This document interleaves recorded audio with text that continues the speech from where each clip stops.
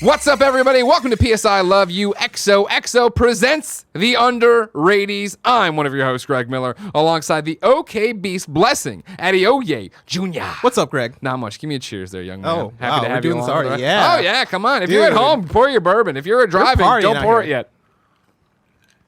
Shout out to the tech back there. Barrett Courtney taking a swig with us. I like that quite a bit.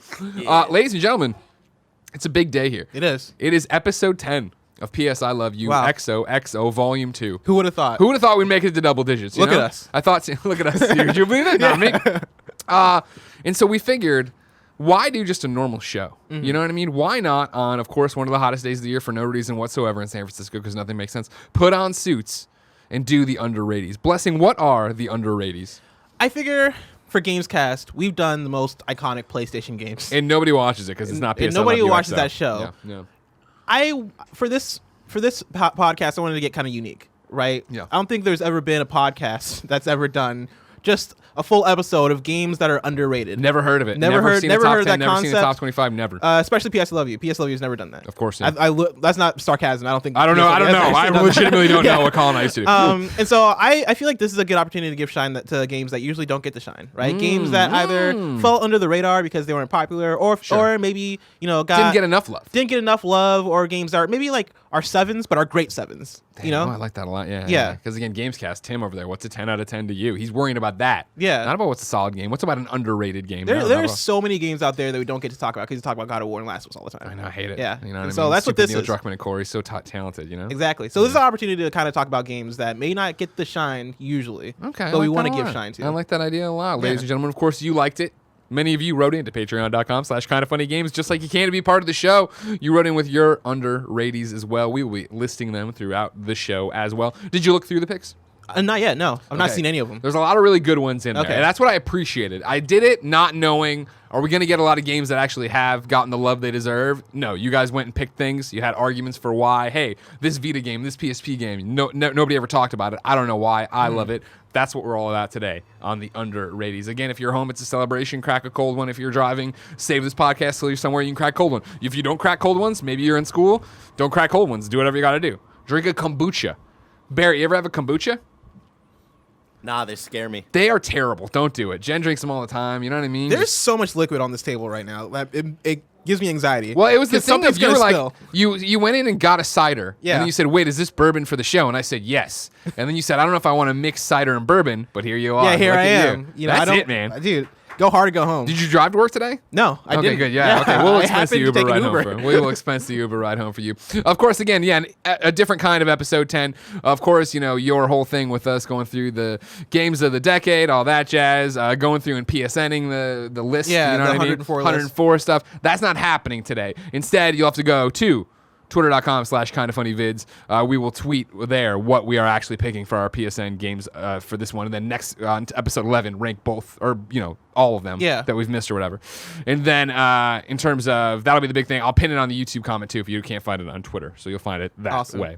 We're also well dressed today. For Yeah, audio if you're an listeners. audio listener, we are in suits. We're looking pretty good if I do say If so I myself. sound like I'm choked up right now, it's because I'm literally being choked by my collar. And I wasn't joking. I know people think, oh, California, San Francisco, Yeah. sunny California. Like San Francisco, not traditionally like that. Of course, however, global warming is real, and it has gotten increasingly hotter while I've lived here. And today, of course, has to be one of those days where it's 1 billion degrees. So throughout the day, you will see the suit coat come off, the ties get loose. Now that might also be the bourbon kicking in, the cider's kicking in. So whenever you want to, boss, no one's gonna stop you. You know what I mean? Whenever you feel that's the time to move, you do your thing. I'll keep that in mind. Thank you very much. Also, as I've said before, but not on the show, dynamite haircut. Thank you. All right, I appreciate You're looking it. very good. You're looking very good. Thank you so much.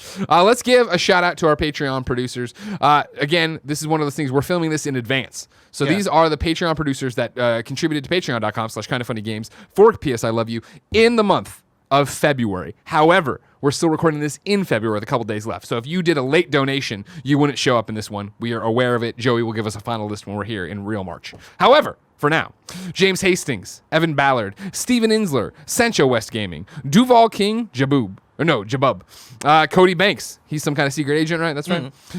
Trent Muniz. Barry. Frankie Muniz, yeah. You think it is him and he just uses that as a code name? Well, Frankie Muniz was in a. Oh, you're talking about for the. I'm saying Cody Banks is in fact Frankie Muniz. Oh yes, I think 100%. Yeah, okay, Frankie good. Muniz I like loves that this podcast. Have you ever seen that thing that Frankie Muniz or whatever was like not mistreated, but like he doesn't remember Malcolm in the Middle because Really? like he like I don't know if it was PTSD. He's blocked it out. Barrett's getting on the mic like he knows. Yeah, it was some PTSD. I feel like there's some drinking involved as well. Wow. Yeah, he just like blacked out through a lot of that. Like that's wild. It's like through how in the 15 years I production. won't remember. Kind of funny. Yeah, totally. Exactly. It's like they say, life is unfair. And then, he became a race car driver at one point. That's a movie. Now you're just talking about a movie. No, that he became like a professional race car like driver. NASCAR. I don't know if it was. I think F1? you're thinking of Agent Cody Banks. I think you're No, thinking I'm of not. Agent Banks or Iron Man 2. I'm gonna pull this All up. right, fine, do it. If you're wondering what kind of episode it's going to be, it's going to be that kind of episode. Max Blair, Julian, the gluten-free gamer, Tom Bach, Nano Support, Michael Bradley, Joseph O. Youssef, and, of course, Mohammed. Today we're brought to you by our sponsor, ID Tech Camps. But Blessing will have to tell you about that later because we don't have that ad yet, so we'll have to read it way later or whatever. Okay. Not today. Don't worry about it. Cool. But for now, let's begin. Oh, hold on. Here we go. Racing. Well, you blew it up. Frankie Muniz, we're on his thing here. Racing. Muniz has had a long-running interest in car racing. On February 18th, 2001, he drove the pace car for the Daytona 2500. I mean, it goes back to 2004. In 2007, he moved up to more competitive Champ Car Athletics Series. Whoa. In 2011, Muniz returned to the Toyota Pro Celebrity Race after starting. Now, hold on. Scroll to why he forgot Malcolm in the Middle. Just scroll. We'll find it. We'll find it together. Don't worry about it. That might be personal. Career.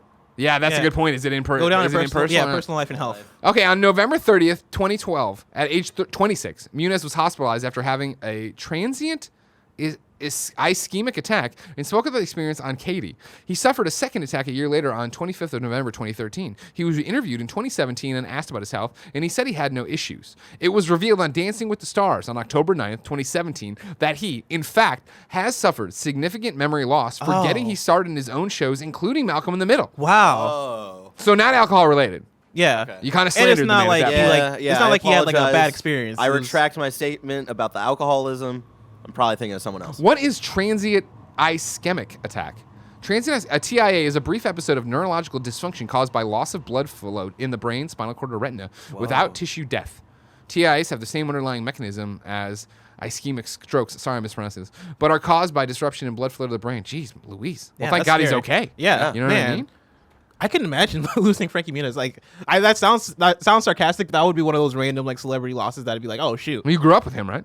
Yeah, like I remember this could be the weirdest reference for Frankie Tell Muniz. me. First off, But- I'm just putting it out there. I'm putting it out there right now. The first underrated is Frankie Muniz. All right? He is underrated as an I agree. actor and a contribution to this society. Is he American? Scroll up. Because So he's a great American if he's an American. Scroll all the way up, it'll say the thing.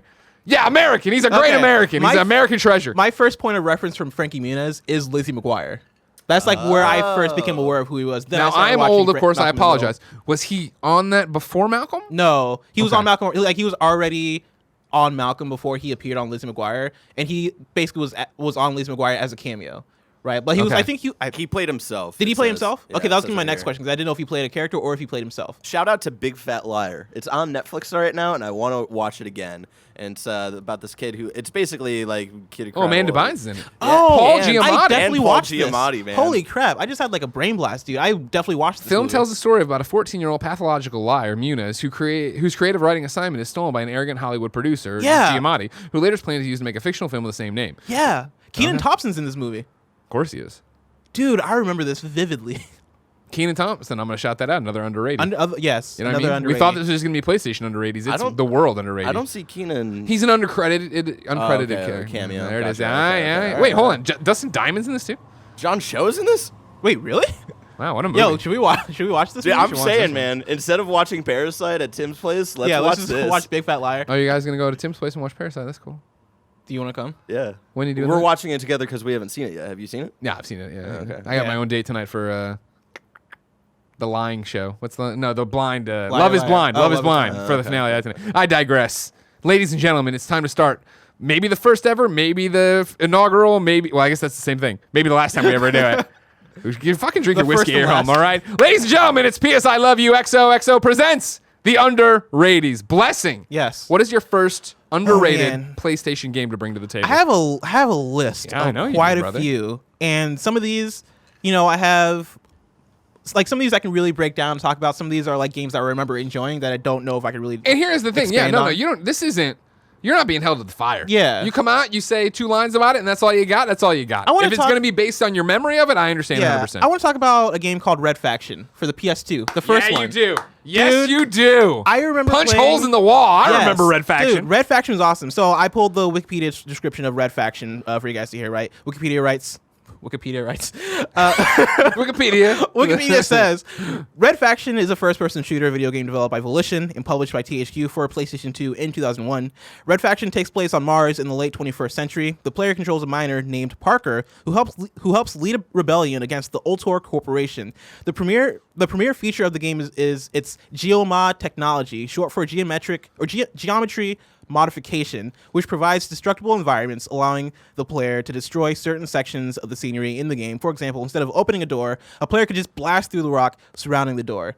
I spent countless hours in Red Faction, just like drilling holes in walls, because that's what the game was. Did you have this at launch, or was this a later on thing for you? Like a few years later. Gotcha. Yeah, I had it on my PS2, and I remember, like first and foremost, right, for me, Red Faction was, I enjoyed it as a great first-person shooter like story, right? Because you're playing as Parker, you're a miner, and there's like a miner rebellion because the miners are being mistreated on Mars, right? And so like hell breaks out, and you're essentially like I forget the exact details, but you're on a mission, right? And you're on Mars, you're encountering like corporate corruption and taking out like the guards who are basically abusing these miners. Sure. Yeah. And the game took turns. Like I remember moments where you're like going to like. You're actually going to outer space, right? You're leaving Mars, coming back to Mars. You're encountering like different types of creatures outside of just humans, right? The game goes to weird places.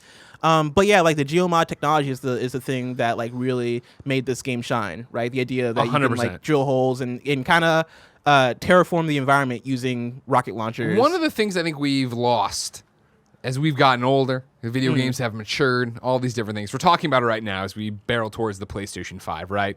Is what those leaps used to be of PS1 to PS2, PS2 to PS3, right? Like what the promise is with the technology. Exactly. And reading about Red Faction and EGM, right?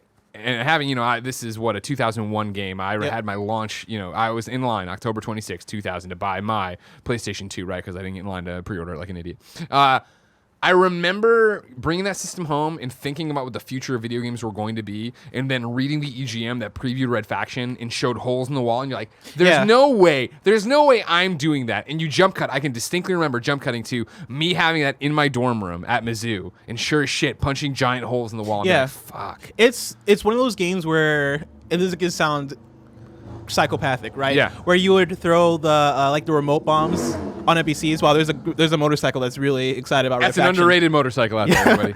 But this is the type of game where you would like find an NPC and throw like a million remote bombs on them just to mess with them, right? And like you would mess around with the game in that sort of level. You wanted to see technically what it could do. Yeah, because it was such a fun game, and it was such a at that period in time, right? Like technically impressive thing. Yeah. I also want to shout out like Volition located in Champaign, Illinois, which is the town I grew up in. Hell yeah. And it was like the first time where like I was like, oh snap, this video game, right? Like this big video game that like tons of people are playing was made in like a town that I live in, right? Sure. And for people who are from like big cities or like San Francisco or Seattle or Chicago, right? Like that's not like a crazy thing. But I was from Champaign, Illinois, which is like right down the line there. Yeah, right down like 2 hours south of Chicago. Yeah. And that was like the only really video game studio that was located in Champaign. It was one of those things of like playing that game. I was like, oh snap, like greatness can come from anywhere. It was one of those kinds of experience. But also multiplayer mode, really fun in Red Faction. Yeah. Shout out to that.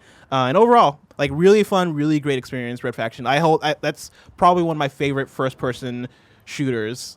Like as far as my connection with it, like I loved that game growing up. Yeah, totally. Yeah. And I think shout out in general, talking about underrated things. Shout out to Volition.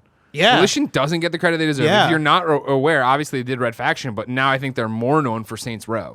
But even then, I don't think Saints Row gets the credit it deserves in being it's such a more great written game. Exactly, right? It has something to say in a very interesting way. Yeah. There's a whole bunch of different technology or storylines going on, and the way they've evolved that game and moved it around. And the way they've really gone for it in terms of comedy in Saints Row. Like Saints Row is one of the funniest video game series I've ever played. It's because they know how to have those moments that kind of stick out and kind of stay memorable. Like the one that sticks out to me the most is in Saints Row 3. early in the game, there's like a mission where you're taking over a condo and you're in a helicopter and you're diving out of the helicopter to the roof to take it over, and Power by Kanye West starts playing, and it's like this epic moment. Right? Yeah. It's like this blockbuster, like stupid, like fun thing, right? And for like a lot of people who played Saints Row, right, like your customized character Looks goofy as hell. Looks goofy, just overtly sexual, because they have like their sex appeal meter. They can like scale all the way up, and you have a big dick or whatever. Like, you know, Volition. Wait, what was that? Nothing. Oh, Volition is such an underrated, you know, developer in terms of how they really go for it. Like Saints Row is like a game that I don't necessarily associate with like AAA big budget. Like, hey, this game is the best third person shooter. It's the best open world, because it's not, right? But you know, those games really go for it in a way that makes those games special. And what makes them special, and what I think again makes Volition overall underrated, is the fact that they are clearly inspired by GTA, but doing something different. You know what I mean? They are making that superhero fantasy. And granted, literally, you become a superhero, one of them, you go to hell, all these different things. But like, so many games have cashed in on, we're just going to make a GTA, right? And I'm not even trying to throw shade because I enjoy them, but Mafia. Yeah. Like, Mafia is trying to beat GTA, which means I think it's so hard to even meet and impossible to surpass what GTA does. Whereas Saints Row, I think, with Volition in general, right, they have a vision for those games of, we're going to do an open world, it's going to be guns, it's going to be third-person shooter, but it's not going to be serious, right? What does GTA do? GTA is trying to anchor itself in a satire of the real world. So we're going to go the opposite and have dildo bats in this kitten van and do all like these crazy launchers and shit. Yeah, exactly, right? Speaking of Volition, also shout out, I guess this could be included as an underrated, right? Red Faction Guerrilla, right? Yeah. Like that's another game that it took that geomod idea and upped the ante, right? And made that's a whole game about destroying buildings and finding creative ways and fun ways to destroy buildings that are, I guess, owned by the big corporations. And so like the whole Red Faction franchise is awesome. I still haven't played Armageddon because I didn't hear good things about it, but that was the thing of, again, why I think this is an underrated one, is that it was the breakout on PlayStation 2. And I think a lot of our games or at least a lot of the games on mine, are things that you probably have heard of and never played. That's why I think they're underrated. They're forgotten to a time frame. And I think that Red Faction PS2 was one of those of like, wow, what a great game. And then it was quiet for so long. And then it was Guerrilla, and then it was the next one, and it was that thing of like, they're not... we're in a different place now. Yeah. We're not in, the first year of the PlayStation 2 when it was like, what can this thing do? And holy shit, I'm punching through a wall to shoot something. Yeah, I know that the chances are 95% that Volition's next game is Saints Row again. I really hope that they return to Red Faction at a certain point. Whether it's the next game or the game after the next game. I believe they do have that IP because THQ Nordic, like they're owned by THQ Nordic now, and THQ Nordic has that Red Faction IP. And so I hope it lands in their hands again and that they get to make another game, especially for next gen, right? Hearing about the technology, hearing about SSD and what that does for video games, hearing about ray tracing, all this stuff. Like there's a lot of opportunity for Red Faction to be a showcase as far as what next gen's technology can be. Totally. And so I hope to make Red Faction again, but yeah, Red Faction 1, PS2, it's my first pick easily. Nice. Okay. I want to go even further back than that. Oh. Young Blessing for my first underrated pick. And what I want to go to is the University of Columbia, Missouri. Oh. 2001. Young Greg Miller shows up, right? Doesn't know anybody. Doesn't know what's going on. He's got blue hair. He's wearing wrestling shirts and Hawaiian shirts. Mm-hmm. Jean shorts, red Converse, tube socks. He's hideous. But the first weekend, right, he walks around asking if people want to be friends. I know no one here. And I find this guy, Jeremy, right, and his friend Tom, and we become friends. And probably 2-3 weeks into the semester, I walk over to hang out with them, and they have a PlayStation 1 disc. They found it in the bargain bin at EB Games, which would, of course, become GameStop. And it was none other than Top Shop. Oh. Are you familiar with Top Shop? No, I know the name, but I'm not familiar with what it is. Top Shop is one of those games that if I had gone to Mizzou, I had played this game with Jeremy and Tom, I had gone into real journalism and never left, you could convince me that I'd fever dream Top Shop. Because it's one of those, what is this game? I don't know what I'm seeing. I want to let Wikipedia explain it to you, all right? All right. And you'll understand immediately, I think, why it's a Greg Miller-ass game. The gameplay of Top Shop mimics that of Monopoly, but expands on the property management aspect of the game.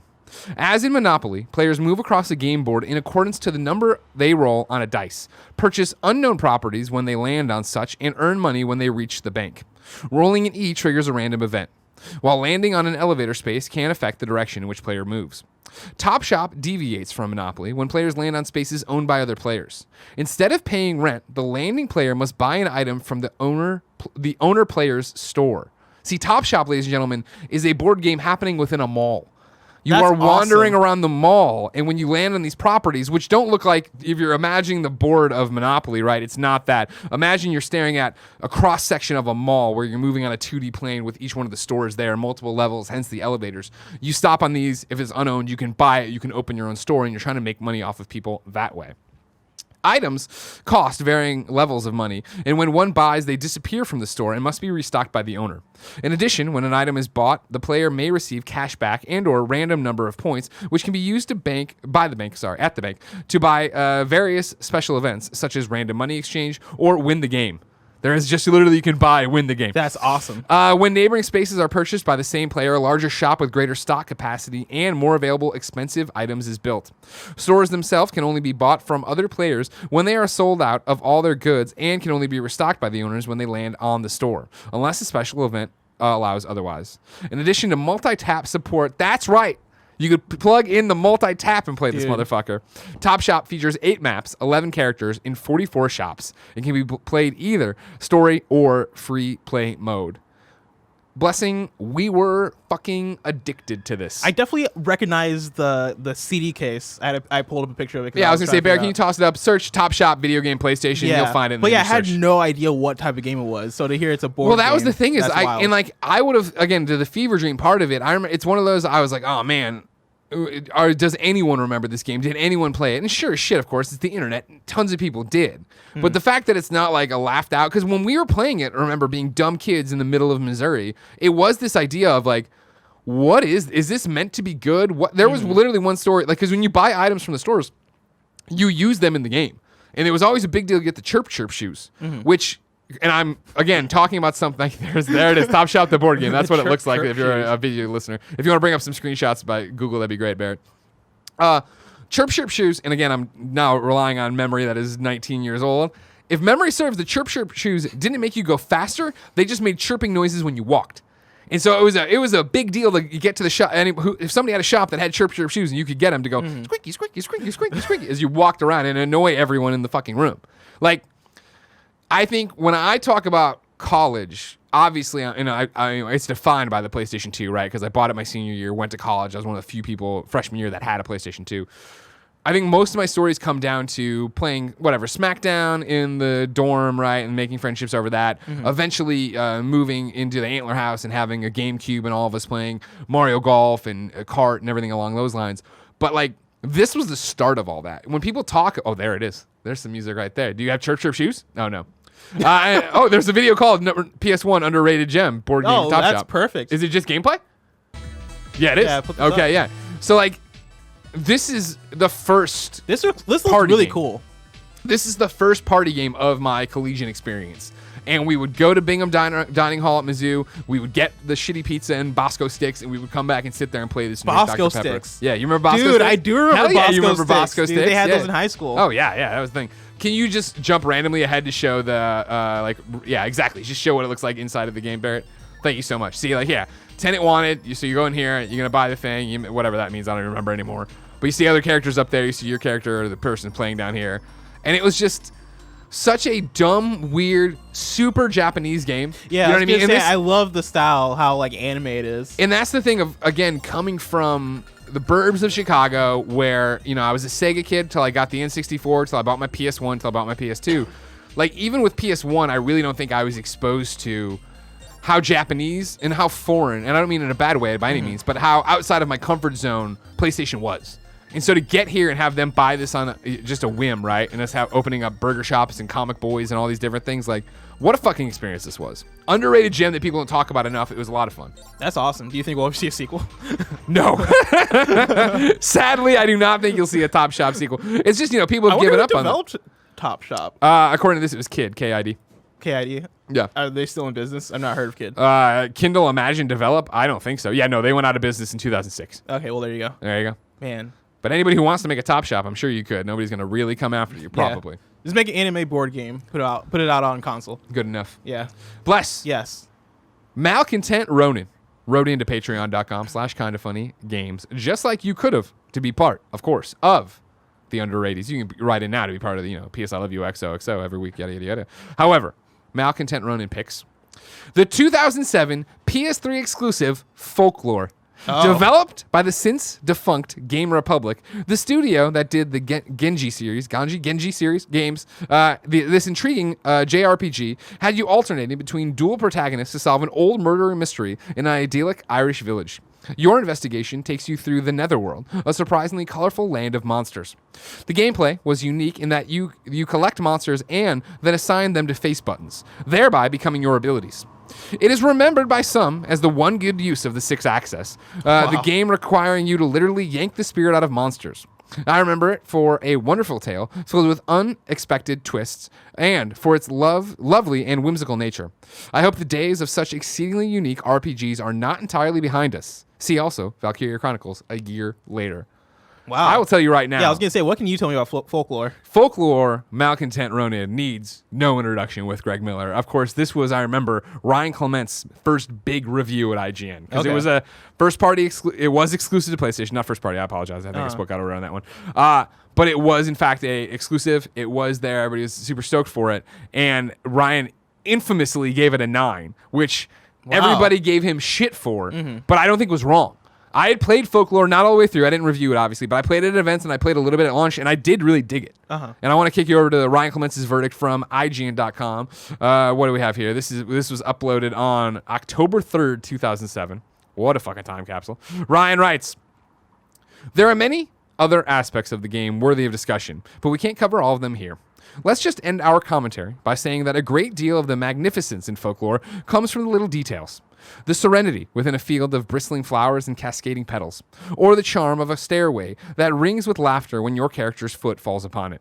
These are just a few of the many moments that may bring an odd smile to your face. Unfortunately, though, the game is very enjoyable to play.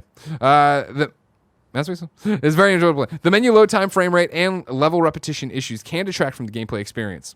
Oh, I see. Unfortunately, though the game is very enjoyable to play, the menu load times, frame rate, and level repetition issues can detract from the gameplay experience. But we strongly recommend that you don't let these concerns stop you from playing Folklore. This is one of the best titles to hit the PS3, and its eccentricity and charm are undeniable. Unless you're a straight adrenaline junkie, don't miss your opportunity to witness poetry and magic, the poetry and magic of this ethereal hit. Fucked all that up at the end. I'm going to drink a little bit more. Go for it, man. Folklore was fun, and it was different, and again, for 2007, you're talking about what can the PS3 do, right? We're still in the first. It hasn't even been a year of launch for the PS3. Folklore is a great pick for underrated things that totally are done now. Weird one-off games you got but never got a sequel to, and nobody talks about. And to the point of Malcontent Ronin, it did use 6-axis in a way that wasn't totally annoying as hell. Folklore is a great pick. That's an underrated right there. Is it my turn? It's your turn. It is my turn. What do you got for me? So we had a PS1 game, we had a PS2 game, we've had a PS3 game, and so I'm gonna throw out a PS4 game. Oh man, I got 2 picks I want to throw out. I'm trying to think of which one I want to do. Do I go PSVR or do I just go PS4? Fucking go PSVR, man. This is one that everybody knows about, but I still feel like is underrated. Okay, I'm listening. Blood and Truth. Okay. Yeah, I feel like that game didn't get enough love for what it was. Underrated. It's when you. This is what we talked about a little bit on the top 10 out of 10 or the games that are 10 out of 10 to you Gamescast available now youtube.com/companygames. How do you define it? What do you do, right? And I'm with you. Yeah. Blood and Truth is in there because even though Blood and Truth reviewed well, people have heard it's good. It's criminally underplayed. Yes. It's underappreciated. Underappreciated, I think, is the best term for it, right? We can call it an underappreciated then. Let's do it, yeah. Let's see here. Yeah, Blood and Truth is a PlayStation VR game from London studio that puts you into the shoe. And actually, so this is actually something I wrote for OK Beast. For a second, I thought I pulled this from Wikipedia. Stop saying OK Beast so much. We get it. OKBeast.com. Right? You just came here to promote that site and go back to it. They got podcasts. They got videos. But actually, I wrote this for my top 10 game of the year list. Okay. Right. And this is my piece on Blood and Truth. Right. Blood and Truth is a PlayStation VR game from London studio that puts you into the shoes of a returning army man who is thrown into the middle of a dispute between rival gang families. It's an on-rail shooter that takes what games like House of the Dead and Time Crisis made popular and up the ante by giving you 2 move controllers preferably, plus VR goggles and engrossing you in an action thriller complete with stunts, explosions, and slow motion. Virtual reality is at its best when it makes you feel cool doing whatever it is you're doing. Blood and Truth nails that feeling. Dodging bullets, reloading your weapon, switching between guns, and many of the actions in the game feel tactile and satisfying to pull off. This is coupled with a sense of tension as the difficulty ramps up, while shootouts feel intense and your moment-to-moment decisions feel meaningful. The best part is that you feel like you're there in the action. Jumping out of buildings, aiming snipers by holding your controller to your face, throwing grenades, and other subtle bits of action that you would expect in a shooter somehow hit different. Blood and Truth's campaign was a roller coaster of emotion and adrenaline that I'll always look back on as one of the early standouts of PSVR. Right, I wrote that for OK Beast, and I stand by everything I said. Right, like the tactile feeling of being in a shootout and, you know, diving beneath cover, right, and like hiding from bullets or like dodging bullets, right, or like transitioning cover at the right time, reloading your gun, you know, and reloading your gun sounds like a basic function. That sounds but it feels so good. It feels so good in Blood and Truth, right? The feeling of, okay, cool, I'm reaching to my side, I'm pulling out my ammo patch or my ammo whatever you call it. I'm pulling out my ammo and I'm shoving it. Take a shot. Dude, Josh McCougar, everybody. He just recorded it. Dude, We Have go Cool ham. Friends. You can get that. Yeah. Cheers to you. Cheers. Hope you don't have the coronavirus. Dude, go all the 'cause, way There in. you go. Yeah. Yeah. Oh, no, that's even worse, isn't it? Man. That's like way worse, I think. We got to watch that. Safe travels. We love you. Yeah. Love you guys. Be good. But yeah, the ways in which Blood and Truth makes you feel like you're in the action makes that game great.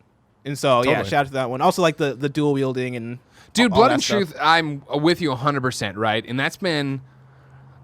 Man, I almost said this is when you know the alcohol's kicking because I'm getting way too hyperbolic, Yeah. right? Of like, it's one of the struggles of my career. But it is that thing of, for as much as I talk about PlayStation VR, I know how criminally underplayed it is. And Blood and Truth is something entirely special. And I think, you know, when you talk about problems or whatever with the game, there's that weird shit, especially in the museum level where you're following your brother, where he Yeah. has to walk in front of you and then the doors close and you have to wait for them to close. Yeah. And then they reopen because they're loading the next section. It's like, there must have been a better way to do this, Yeah. right? Or maybe they're not. I'm not a game developer. But London delivered. London put out that demo, right? The getaway demo where you're in the car shooting the Uzis or whatever. And they were like, oh, this could be a full game. They gave us this, and it is so much more than a tech demo. Like, I think they focus so much on facial facial animations, Yeah. making it look like you're in a playable movie, which is hard to do, right? And the way they do it, where you'll be in these cutscenes just watching for the most part, but you're watching your brother and he's being a prick, and like your little sister rolls her eyes just at you. And it's that thing, if you're looking and fucking around, you don't see it. But if you're looking at them, you see it. Yeah. So you suddenly start getting more engaged. And I found myself even, you know, wanting to hunt the trophies or whatever, like when mom's trapped in that cage at that one part, right? Like I'm keeping eye contact with her. I can look wherever I want. I can start trying to figure out the puzzle, but she's talking to me and I'm looking at her the way I talk to you right now Yeah. on this show.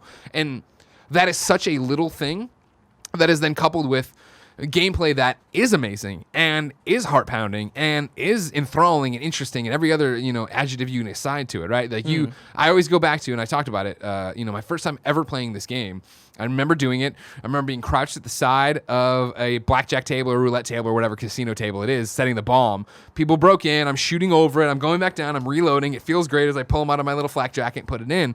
And I was down there and I saw the grenade come. And I heard it go thunk, thunk next to me. Yeah. And I popped my head up and I grabbed it and I threw it back at him, and it blew up. And it was that thing of, no one told me to do that. This wasn't a canned tutorial. It came in slow motion and went like grab, grab, grab. It was natural. Suddenly all of this VR stuff felt natural. And that is carried over throughout, like even the monkey bar sections and the climbing of the walls. Like Jen, I remember when I was playing this game for review, Jen distinctly laughing at me, seeing me in our living room doing this or whatever. But in the game, in the moment, it all felt so good. And into the same thing of hanging from it and shooting people and doing Oh, it. yeah. Like, Blood and Truth's on another level. And the story is great. Like, the characters are great. Like, the moments in the game are great. Like, the game actually has a great story that you feel engaged with. And it has moments where you're like, oh, shoot. And moments where you're like, the very beginning of the game, right? Like, I guess slight spoilers, but it's the very beginning. You meet the villain, and the villain feels like a badass. Yeah. Right? The villain walks in like he owns the place because at that moment he does. Yeah. Right? And he quickly shows you why he owns the place. Yeah. Right? Like, that game has great moments and it's engaging. And as a story, I think it's a really fun, like kind of like the Fast and Furious kind of ilk, right? Like a big budget action. Like, we're just gonna have big dumb explosions and fun moments. And so, Yeah, Blood and Truth is an easy underrated for me. Underappreciated. Either way, it's all underrated. It's under the underrated. So we have this dynamite graphic from Andy Cortez, who was worried about my big head blocking too much of it. I'm sorry, Andy. It still looks great. Barrett, does it look great? I think you look great. What'd you end up getting? Thank you. I feel great. I got Irving subs. What kind of sub, though? It was like a make your own. Okay. Like a hodgepodge of. Did you get some chicken in there? Ham? Cheese? Ham, definitely. Yeah. No. You kind of forgot at this point. No. Give me a baguette with some meat on it. It's fine. Exactly. Here's, you know what? I'm looking through the dozens of things I have on my list here, right? I'm audibling at the line. You know what I mean? I don't know how much you looked through my list or did anything with it, all right? Yeah, I didn't look at it at all. Here's what I'm doing. I wrote down one game, then I started thinking about the other game, and now I'm just putting a studio on the Underrateys. Oh, okay. And it will surprise you and or shock you, ladies and gentlemen. The next underrated from Greg Miller is Sony Bend. Oh, okay. Sony Bend is a fantastic studio. Sony Bend, of course, most notably, recently put out Days Gone. Yeah. Of course, most recently with Days Gone, didn't work for me. You know, I didn't love it. I didn't hate it by any stretch of the imagination, right? Like, we reviewed it, or you weren't here yet, but I reviewed it, I was like, it didn't hit what I wanted. Did you play? I didn't play it, no. Okay. I saw the reviews, and I was like, I'm just going to skip this one. And Days Gone, even off of those reviews, of course, I talk about this all the time, where I think it's one of the most fascinating PlayStation stories of this past year, is that Days Gone didn't review well. And when I say didn't review well, I'm talking about like, what, 5s and 6s? Like, not 4s, not like it's broken. Just like, I didn't like Deacon, I didn't like this, I had problems with that. The consumer reaction's been the opposite, right? Sold really well, continues to be supported, people are all over it. I'm glad it's found an audience. Sony Bend, not that I would say that they're appreciated or unappreciated for that game. I'm going further back. Sony Bend has been doing so much interesting shit for years that I don't think they get enough credit for. I started with, on my list here, of Syphon Filter, Logan Shadow, which was their second PSP game, but I thought the better one. Syphon Filter, of course, we all know, right? Yeah. Gabe Logan, you're a secret agent. A lot of people, would say it was, oh man, it's like poor man's Metal Gear, right? They were contemporaries in PS1. Very different, right? Where Metal Gear was this, I'm a genome enhanced soldier, and there's all this stuff from my brother. And Gabe was like, I work for a government organization. I've been sent out there. Yeah. Obviously, infamously had that stun gun that everybody loved and stuff on PS1. When Bend got it onto PSP, of course, probably throughout his entire life cycle, but especially when these games were dropping, was searching for its identity. What is this handheld? And the way everybody wanted it to be was that it was real games. It was big boy games on a little handheld, right? It was what you'd get off of a PlayStation, or you get off of a PlayStation 2 at the time. And so we saw that with GTA. We saw, Liberty City stories, Vice City stories. They brought stuff over there. Chinatown Wars, which will come up in my underrated stuff later on. And you saw that with a bunch of other games, and you saw games come and go and whatever. But more importantly, you saw PlayStation support the PSP. And they don't get enough credit for that, I think, in terms of how they did, especially when we talk about Vita and they kind of backed off really early, right? But they gave Sony Bend the PSP, and that is awesome for PSP gamers like myself, and to an extent sad for Sony Bend, that they suddenly became, all right, we're on this smaller system, nobody can really see what we're doing.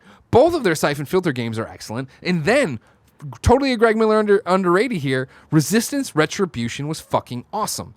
And Resistance Retribution is a game that so many people didn't play, and this is before Resistance 3 came out. I was saying was the best Resistance game so far.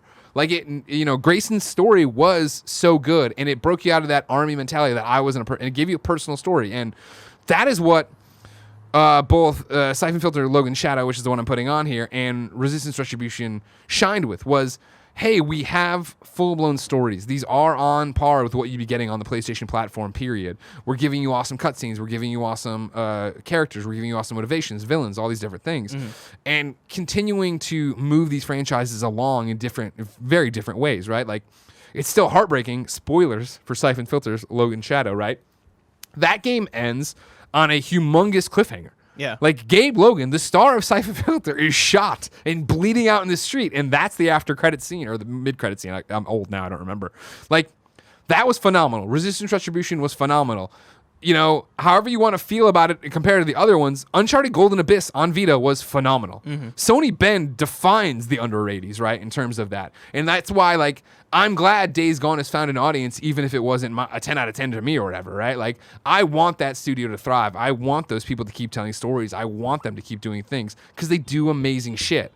But I think when you sit there and you talk about all of Sony's first parties, right, they get overlooked. Exactly. It's Naughty Dog. It's Polyphony. It's going to be Sucker Punch. You know what I mean? Like, there's all these different things happening, and somewhere in that scrum, right, is Sony Bend looking for, hey, this is what we do. And I'm not at all trying to turn this into shit talking on Days Gone. Even Days Gone, I think, is lost in that scrum of like, okay, cool, I liked it a lot. It's a cool open world action game, whatever, blah, blah, blah. Or you didn't like it, no big deal.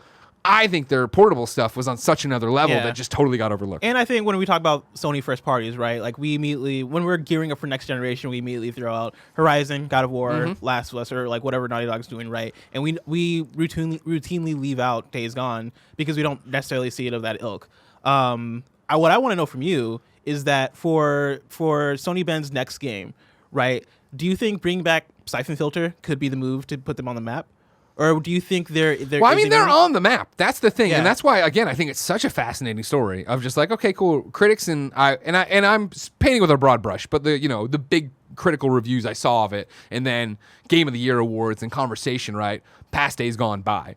Days Gone, I think, I see it all the time get voted for, kids are voting, or not kids, audience, the audience Players, is voting. I call everybody kids, as you know, but if you're here for the first time, I'm not saying children. Yeah. They are totally behind it and stuff. Like, I think they're in a very interesting point of what do you do with that. And honestly, full disclosure, I would love to see them do Days Gone 2. Really? Because I really do think that, like, my problems with Days Gone weren't, man, this is broken, this is shit, it was like, I feel like the combat's too simplistic. I can just run in there and fuck around. I don't like, why is Deacon screaming in these things and talking normally in cutscenes? Like, I feel like even if you're going to look at the sales and be like, Days Gone was a success, fuck critics, there's enough in there to go, but we just have to tweak it a little bit. And that's why I keep talking about, too, of like, Days Gone is a game that when I'm sitting there on a Saturday and I'm like, I don't want to play that, I want to play that, I'm like, should I reinstall Days Gone and see? First off, they did so many patches. There was a patch a day. The week of launch, there was a patch a day fixing things in it, right? Which were part of the problems of my bike falling through the world or things clipping or not spawning. Where is it now in terms of that? And then also, without the gun to my head to review it, did they change combat? Did they tweak these things? Like, did they already do enough to it that makes it a more enjoyable experience? How has it changed over the last year? And a more enjoyable experience for me. Yeah. Obviously, people did it. If you're interested in open world zombie games, if you like this hack Sam Witwer, there you go. There's something to play. But overall, for sure, Sony Bend, underrated. Nice. I can see it. Thank you. Yeah. Made a good argument. Maybe it's the bourbon, but I'm feeling passion today. You know what I mean? Is it coming through over there? Do you hear the passion in my voice, Barrett? I hear it. That's what I like to see. What do you got for me? Or did you lead off or did I forget? I let off. Oh, so it's time to go back to the kids, huh? Yes. Let's go. Also, before you say that, I didn't realize that the first thing Sony Bend worked on was Bubsy 3D. Of course. Lest we forget, right? That's like one of the worst games ever made. Hey, everybody started. That's before they changed their name too, right? Was it? They were. Eidetic? Yeah. I didn't realize that, they turned from Eidetic into Sony Bend. That's crazy. Because, man, Bubsy 3D was like an abomination. Hey, man. But I'm glad they're at where they're at now. When did they get bought? I don't even know that. Hold on. Well, I mean, Bubsy 3D was a PlayStation exclusive because I was gonna be like their first 3D platformer or whatever. Or not their first 3D platformer, but like an early on 3D platformer for the PlayStation. Yeah. Well, yeah. 1997, a producer. Oh no, I want to say I watched a video on this now that I think about it. Eidetic, is that how we're saying? The first console game was Bubsy 3D, released in 1996 for the PlayStation. The game was Eidec's first experience developing a 3D game in a studio found it difficult transitioning to 3D development. Eidetic had 8 employees when they developed Bubsy 3D. Although it was well received when released, in retrospect, the reception was poor. In late 1997, a producer from Sony's 989 Studios approached Eidetic with a one-page synopsis for an action espionage thriller that would be a response to the successful GoldenEye 007.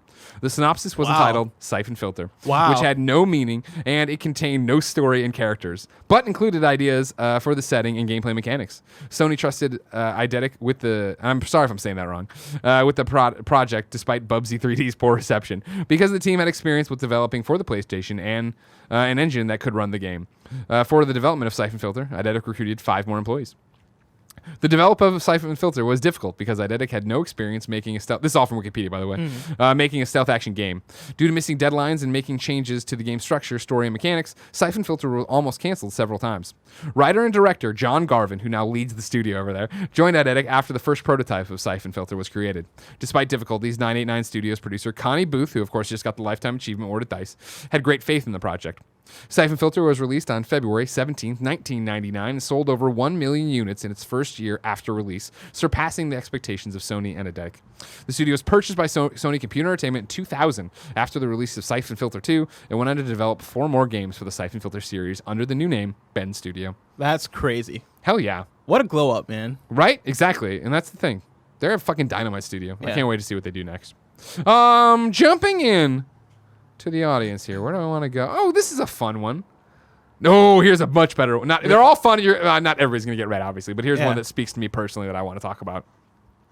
Tyson Reinsch writes into patreon.com/kindoffunnygames and says, Pain for the PS3. Do you remember Pain blessing Adeoye Jr.? I don't know if I remember Before Pain. we go any further and see how he describes it, Pain is another one of those games that defines my early days at IGN. Okay. Pain was going to be this free-to-play, physics-based, shoot this guy into walls, rack up big points, hurt him, do these things, yada, yada, yada. And I will never forget, Pain was such an arduous development. It got delayed. It came out and was broken. They patched something, it broke again. And I remember there is this one man who will remain nameless, who I don't know if he watches these shows, but I know very well. Schneider. No, I'm talking about on the development side. Oh, okay. Who gave me the demos of Pain all the time. And I'll never forget when I went to I'll never forget, I don't remember where I was, some video game event for PlayStation, and it was going to be like basically Pain 2.0 of like what the next giant update was. And I walked in, and he made eye contact with me. He's just like, Greg Miller. And I was like, hey, man. He's like, every time anything is wrong with Pain, you somehow have the article on IGN in 2 seconds. Because it was awesome. like, it was just the way people reported shit to us that it was like, oh yeah, here it is or whatever. It's this weird game. Anyways, sorry. Back to Tyson. Pain for the PS3. This incredibly simple game was something that my friends and I would sit down and play for hours. The over-the-top physics and subtle, occasionally not so subtle, humor made this game so much more fun than a high-score competition. I can still remember the first time we discovered that you can knock out the individual letters of the Hotel Coral Essex sign to read Hot Oral Sex, and finding the dive bar called The Manhole. The game is full of funny tidbits like these for players to discover across a variety of maps. I would love to be able to boot this game up again, but no longer have a PS3. Dude, I've never heard of this game, and I'm looking on Wikipedia. You have the Wikipedia. What release day is that? Is that 2007? Is that like my first year? November 29, 2007, which I wouldn't like. I'm shocked that I've not heard of this game. But published by Sony Interactive Entertainment, developed by Deck 9 and Sony San Diego. Yeah. What in the world? I want to tell you something, Tyson, and everybody listening to this, right? Your thing here, right, of like, this is incredibly simple game was something that my friends and I would sit down and play for hours. And the fact that you have memories of making it say hot oral sex or do any of the stuff you did in Pain, I can't tell you, and this is like legitimately getting serious for a goofy show where we're drinking bourbon and hanging out, right? What that means. That is the definition of underrated, where you want to reach back to, I'm lucky enough to know so many people in the industry, and when I say that, I don't mean your Kojimas and Corys. I mean the people I've seen at events who are producers, associate producers, environment artists, and stuff like that. This is the kind of game, especially in 2007, when you figure IGN didn't even have comments on articles. We're talking about you had to go into message boards to find what people were saying, and there was no Twitter, or if there was, it wasn't successful, right? Mm-hmm. Like there was no easy way to track that. The fact that you have memories of playing this very much underrated and forgotten PSN game before the PSN was a fucking thing. Like, someone right now is hearing this and then sending this to their friends who worked on this game with them. Yeah. Wherever they are now. Because this is the kind of shit I see so much of, and where I think, honestly, my career is predicated in so many ways that when I meet people now and they're like, oh my God, I'm working on this thing. You don't remember, but in 2008, I showed you this game. And I'm like, I don't remember that. You're right. Barrett, before you go, can you bring up anything for Pain PS3? You might want to put Pain PS3 PSN in there. It's a slingshot physics game slamming people into it. I want to show it. You said it was free to play? Yes, I'm. Okay. Actually, let me give you a Wikipedia. Because I saw like some boxes, like a box. It's that thing where I think maybe it went that way. Maybe I'm totally mistaken. But I do remember at some point it being that. If you can, do we have any? Yeah, that's the box art we're talking about. Take paint online with up to 3 friends. Yeah, if that had a box, you're right. That doesn't check out. Downloadable. Is there any video you can find of it? And this would have been early for free to play. Yeah. Oh, here we go. Jesus, that fucking riff. Yeah, this is so like mid 2000s video game release.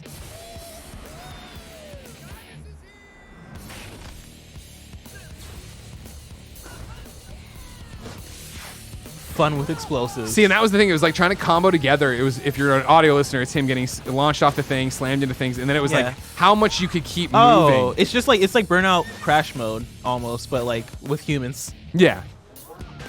Yeah, oh yeah, you had all sorts of costumes you could put on the dude or whatever, and then keep it going and bounce it around and do your thing. I'm apparently, for the record, completely wrong. Pain was not free to play. It's currently $10 on PSN if you go there for it. I don't know why I'm hung up on that. I apologize. Maybe the fact that it's been 13 years and I am incredibly old. This got some Thug 2 vibes, you know what I'm saying? It does. But I mean, like, it's that era, though. And that's the thing, man. Think about that. And when you watch that or see that, that is what we were talking about, right? Of like, hey, this game's pretty good for an online or downloadable game, right? Of like all these different things you had for it. I'm trying to figure out what that was. Good Lord. In Pain, the player attempts to damage the ragdoll character they play and the environment as much as possible by flinging them from a rubber band slingshot using the Havoc's physics engine. I remember that was a big deal. The characters have distinctive poses and phrases and can move by ooching and can grab things and throw and hang from them. Replay videos can be watched and can be edited and uploaded to YouTube or the PS3's hard disk drive. I actually looked that up. Damn, Pain's a great fucking pull, Tyson. That's awesome. Yeah. What do you got? Now it's your turn.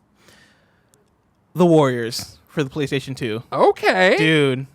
An underrated Rockstar developed gem. Yeah. Right? Like, I have the Wikipedia pulled up here, right? The Warriors is a beat-em-up video game developed by Rockstar Toronto and published by Rockstar Games. It was released on October 17th, 2005 for PlayStation 2, Xbox, and was later released for PSP.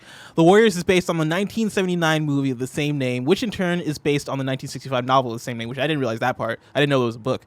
I just remember hearing about the movie. I never watched it. Yeah, and features large-scale brawling in 3D environments interspersed with other activities such as chase sequences. And it's such a wild idea, right? A Rockstar licensed game that's adapted from a movie that was released in 1979, right? And the game was released in 2005. Yeah. Right? Like, that doesn't make sense. But, you know, they took the Warriors IP and they made something like truly great and truly like fun. Like the Warriors, I remember playing the Warriors and being like, why is this game this good, right? Like I believe story-wise, it took place before the movie. I think it was like a prequel to the movie. But the whole idea of it is that you are part of the Warriors, right? Which is a gang, and the whole thing is like, okay, there are different gangs that control different areas, and in the movie, I believe the Warriors are being framed, and there's not a kindoffunny.com/you're wrong, and we're not doing this live, so I can't get you wrong. But, you know, if I'm wrong, I apologize. But I believe like the Warriors being framed, and now everybody's after the Warriors. I believe that's what the movie's about. And in the game, I think you play as Rembrandt. Is there I think not a synopsis here? Well, yeah, let me see if I can find the synopsis. Oh, no, you keep talking. I got it. But yeah, I believe you play as Rembrandt, and you are gearing up for some sort of gang riots. You're like preparing for something. But essentially, like the game is a beat 'em up game. Like that's the premise, that's the gameplay. And Warriors is an action adventure survival game which focuses heavily on brawling. Like this is Wikipedia. Like most games from Rockstar, several minor gameplay elements are mixed into the experience, such as the ability to spray paint to mark turf or insult other people. The playable characters are the Warriors' leader Cleon, Cleon's lieutenant Swan, Heavy Muscles Ajax and Snow, Cleon and Swan's friend Vermin and Cowboy, the scout Fox. Man, this is not knowing who's what is very hard to read this. Harlem native Koshais. And Rembrandt, the Warriors graffiti artist. Oh, yeah, because you can switch different characters at some point, yeah. But yeah, dude, it's an awesome game. Like it has great co-op also. Yeah. Right. Like I played it with friends, and it's one of those games where it's so fun to play with people because the gameplay is like the combat system specifically. It feels advanced for what it is. Right, like you can get into like grappling. You have like your like strike hits. It's almost like wrestling games where you have those different options for fighting. But then like you can go on the streets, cause havoc, steal radios out of cars, which is the thing I did a lot. Like rob shops on the street. And yeah, like they're like competitive multiplayer modes that are pretty fun. Also, you can get into gang fights. It's just like it was just a overall just like a fun video game that for what it is way more quality than what it should be. Yeah. So That's your underrated. Yeah, it's Okay. my underrated. Okay. For me, I'm going to stick on the PSP.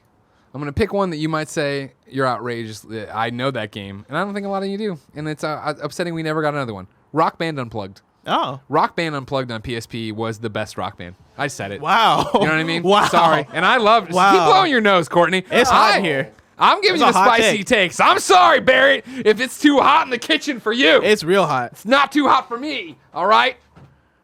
Rock Band Unplugged was the fucking best. We mocked it, of course, when it got announced because it was a Rock Band game without any multiplayer, even though the PSP could do multiplayer. Yeah, it's a Rock Band game without the instruments too. Exactly. Yeah, it's all. What is it down to, Blessing? It's down buttons. to the left D-pad, the up D-pad, triangle, and circle.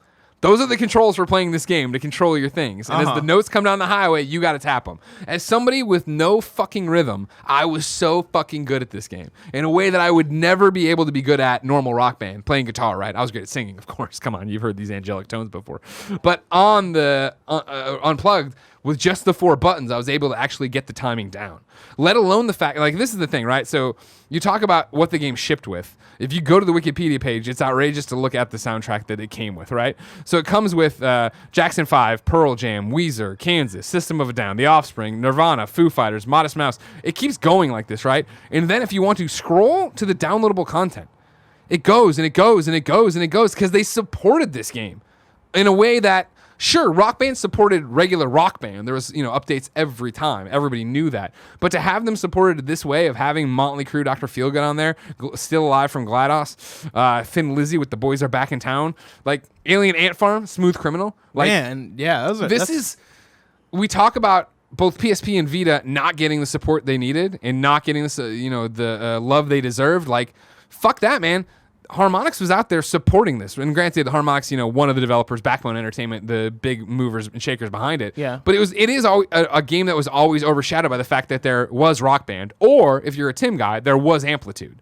And so to put this game that I thought was so well done, such a novel concept onto, and I shouldn't say novel because it's been done before, I guess, such an interesting concept of taking the music rhythm platform, or the music rhythm platform we know it as Rock Band, putting it onto a handheld and giving you something to jam to great music to while you're on your portable device, like, is awesome. And like, you think about it when I don't know if you're too young to remember, as you probably are, you coward. Probably. But when they brought Rock Band, when they brought Rock Band to the Nintendo DS, right, just normal DS, not 3DS. This is a PlayStation show, doesn't matter. They put the damn peripheral on it, where you had like a little fucking accordion thing in your hand like this. This was the age of peripherals where we had all these damn things, right? Not for Rock Band Unplugged, sir. No. Great songs, great tracks, and I'll tell you what, it was so goddamn disappointing, if I may go out on my podium one more time, my soapbox here, that when you got the PSP Go and you downloaded Rock Band Unplugged, they didn't have nearly as many songs or downloadable content because of the fucking digital restrictions. Outrageous. And I can't say, it was definitely built-in songs. I'm not sure about that downloadable stuff now that's come out of my mouth. I'm with you. Goddamn, Rock Band Unplugged was a great game. Nobody talks about it. They should make another one of that. Just do that again, Harmonix. Your DJ game in the crowd or whatever, taking requests, seems interesting. Back me up and give me. And don't say, and I know what you're saying at home, they kind of gave you, what was that other Rock Band they did? Remember that one? They gave me a PSN Rock Band game on PS. Wait, on PS4? Was it PS4? Which one are you talking about? They had one that was Notes Highway or whatever. Oh, I don't know. Rivals? Is that it? Rock Band Rivals. No, fuck. I got nothing for you. Anyways, it wasn't as good as Rock Band Unplugged is what I'm saying, because it got too complicated and tried to fancy it up. Well, Rock Band Wiki, I'll find the fucking thing. Don't think they're getting off this light, all right? No, I feel you, man. Okay, hold on. Here we go. Because I got the listed games here. Take him to task. It's getting hot, right? Am I hot? You're hot? It's Are hot we here. hot? Yeah. I feel like we're hot. I'm also wearing a suit. Well, isn't I hot. was too. Don't act like I wasn't. You know, all right. People are watching. They don't know what's going on here. Damn it. Mm-hmm. Rock Band Blitz. That's the other one I was talking about. Not nearly as good as Rock Band Unplugged. And I'll be damned if I have to sit here and not have Rock Band Unplugged again. I miss my fucking PSP every day. I want you to know that. I understand. Underrated. Rock Band Unplugged. It's a good one. Thank you. You want to go back to the audience? Yeah. See what they got for you? Let's see. I'll give you a pick, all right? All right. You can do a PS1 game. You can do a Vita game. Mm-hmm. You can do a PS2 game. Mm-hmm. Pick from there. I'm gonna go PS2 because that's my bread and butter. You want a PS2 one? Yes, I This do. one comes from Vlad Jones.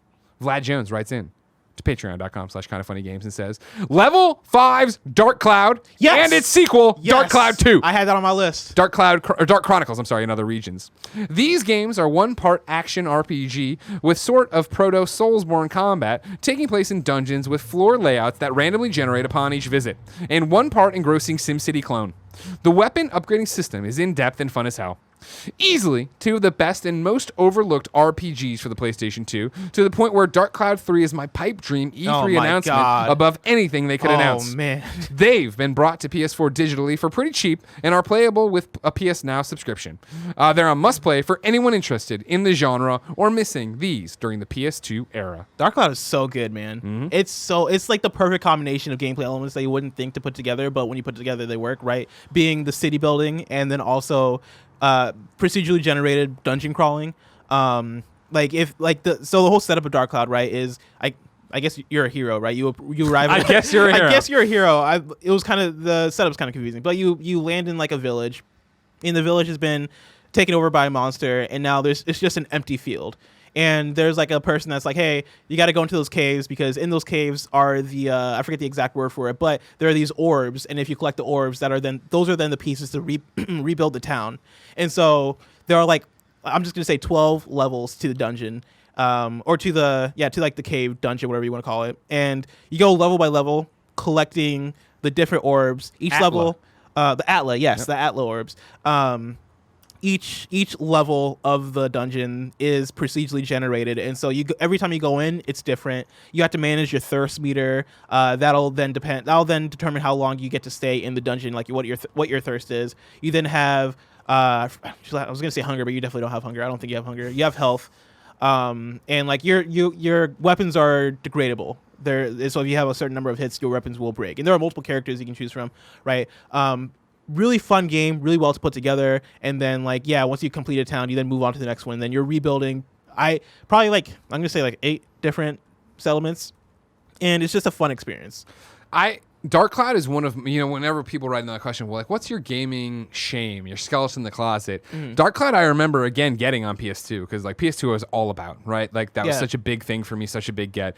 Getting it and playing it and just being too stupid to fully understand what it was. Mm. You know what I mean? Where it was, I remember trying to build the town and it not working, and again... the clever thing, and the thing that is a little bit confusing, but the fun thing is, when you're finding Atlas that have humans in them, like people in them, like members of the town in them, you then place them into the town and they then have requests for you, right? And so, a guy might be like, hey, I'm friends with this girl, I would love to live next to her, or hey, I would love to live next to the lake because I'm a fisher. And then that determines how you want to build the town. And if you build the town right, you get to be creative in it, right? There's not like a perfect way to build the town, but if you build the town according to their requests, you then get bonuses and stuff. Yeah. Right? And it sounds complicated, and it is somewhat daunting at first, but once you kind of get into it, it's really a fun, good time. And that was my thing, I think, especially for back then. And again, I think it speaks to what I'm talking about, right, with playing Top Shop in college, right, where this game was so foreign.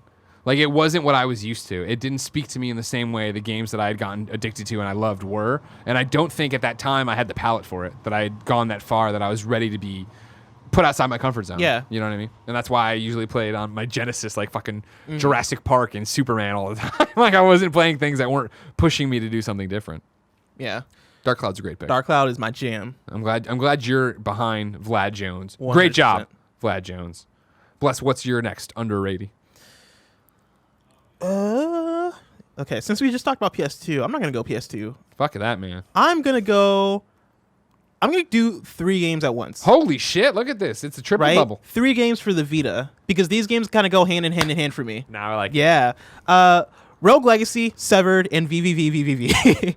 Okay. Those are 3 games that I played back to back on the Vita, right? That's when Sure. I got my Vita in 2015, I want to say, mid 2010s. And I kind of had a wealth of experiences in front of me, right? And so I played Persona 4 Golden, obviously, because that was what I got the Vita for. You have to. And you have to. And then what I realized very quickly after I beat Persona 4 Golden, is that the Vita has great indie games on it. Who would have thought? Actually, this would have been 2016 if I played Severed. But yeah, like I hopped into VVVVV, which is like a 2D platformer where instead of jumping, when you hit, I'm gonna say X. When you hit X, you then reverse the pull of gravity. I want to say that's how I never it works. played it, so I can't help you. Yeah, it's basically like a very clever lo-fi, I guess low bit 2D platformer that is small but smart, and it's very much a puzzle solving kind of deal. It's really fun. I highly recommend people play or check out VVV if you haven't. It's just 6 Vs. That's the name of the game. Yeah, I'm just gonna simplify. 6 Vs. Severed. I know you guys talked about Severed when that game originally came out on this podcast. You want to talk about Underrateys, right? Yeah. Drinkbox Studios, for sure. Yeah, for Drinkbox Games does so many amazing fucking things. Obviously, you talk about Severed. You talk about Guacamelee. Mm-hmm. I talked about this when I came late to Guacamelee 2 when I played it on Switch when they, during the showcase, added Portillo and Shirtless Arachnid Man to it. Mm-hmm.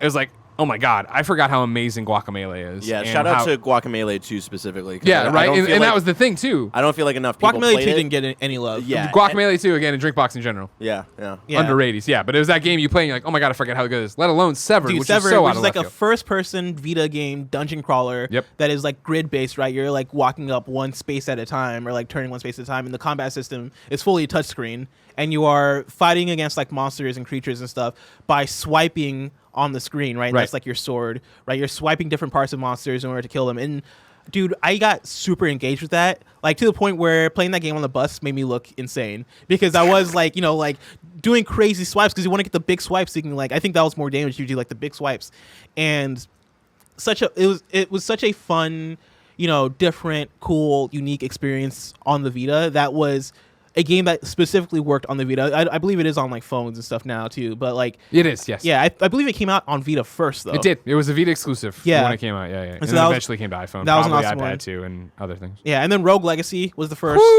Yeah, dude, that was the first roguelite that I played. Me too. That was the first one I fell in love with. Yeah, and I fell in love with it. Got addicted to it. Where it is, you're going into like a Castlevania dungeon kind of deal, right? Where it is these 4 different areas, and each time you die, it is the world is procedurally generated, and so it's different each time. And then you are also choosing a different character because I believe when you die, you then go on to the next offspring in your lineage, and you then get to choose like who has like what abilities and what sounds good to you. Well, remember, you like randomly selected too, where it's like you're colorblind. You go in and suddenly you don't see colors in the world. Yeah, and it's like, oh, for some reason you're just like a tiny sprite or whatever. Yep, right? yeah, exactly. Like you had stuff giganticism, so you were bigger. You had super fun game. My favorite, of course, and like it's a different time, obviously, of talking about this. Yeah. Like it was a big deal and it was a fun thing to do. Is they added one in that you were gay. Yeah, and I remember people like, it doesn't change anything, and it's like, yes, that's the point they're making. Yeah, you idiot. It's such a game, and like Rogue Legacy walks so that Dead Cells can run. That's kind of where I stand. Yeah, that is well said. Because I also love Dead Cells, but Dead Cells for me while playing Dead Cells, like, man, these give me all the same feelings that I had playing Rogue Legacy because they are of the same ilk, and Dead Cells feels like the next step in that sort of game. So if you love Dead Cells, I highly recommend look up Rogue Legacy. Hell yeah! If you haven't played Rogue Legacy, you're missing out. Yeah, because that was a fucking jam. Dude, number one. Yeah. I that's one of the most, like, as far as me being addicted to games, that's one of the games that addicted me the most. Where like legit, I couldn't get enough of that game. I remember going to watch improv, and I brought it on the bus on it because it was Vita. And yeah, I it was Vita. I was playing it there, and like all about it of how good it was. Yeah, totally. So that's my Vita triple threat. This is an underrated for sure. That we're bringing out. This is a PS3 game that I don't expect you to know at all. Horde. Have you ever heard of Horde? No. HOARD. No. The idea of Horde was that you were a dragon. You competed against other dragons, and you went out and you terrorized the countryside. I went to IGN and found this blurb I wrote on some top 25 or whatever. It's simple science. Dragons love gold, and getting as much gold as you can is the basic gist of Horde. A simple-looking game from developer Big Sandwich Games, Horde casts you and your opponents as dragons. For 10 minutes, you ravage the countryside, burning down carriages, capturing towns, and stopping thieves. All these actions reward you with gold that you take back to your hideout to use to upgrade your dragon's abilities. When time's up, the dragon with the most money wins. Simple, right? Well, the idea is mastering Horde and its maps will take time. And then there's the constant fight to be the best online. Over on, thank you very much, Andy Cortez. Over on IGN.com, I went there to look at the actual review, right? A little bit more information, flesh it out a bit. Found Damon Hatfield. You might know him, GameScoop's own. He wrote this. Look out, Lair. There's a new single-word dragon game on the PlayStation 3. Horde is a PlayStation Network download that puts you in the wings of a fire-breathing dragon terrorizing the countryside. Like all dragons, you love treasure, and your one goal is to amass as much of it as you can before time runs out. By burning down towns, castles, and crops, you reveal piles of gold that can be carried back to your nest. Getting in your way, though, will be archers protecting towns, knights out to impress the princess, and other dragons, likely controlled by other players, that have their own hordes to build. Because again, you're not horde mode, it's hoard your cash. Have a hoard of money. It all makes for a great multiplayer game. Standard games of Horde last 10 minutes. The dragon with the biggest horde at the end of the 10 minutes is the winner. Or if you're playing by yourself, you can post your gold total to the leaderboards and compare with other dragons around the world. There are a few variations in this basic premise, like a cooperative game in survival mode. Every piece of gold you bring back to your lair will give you experience points that can be spent to level up your dragon and make it faster, stronger, and more powerful. There are a handful of stats that you can choose to boost, another strategic decision you make, but no need to stress over it because your dragon will be back to level 1 at the start of the next game. Horde was awesome.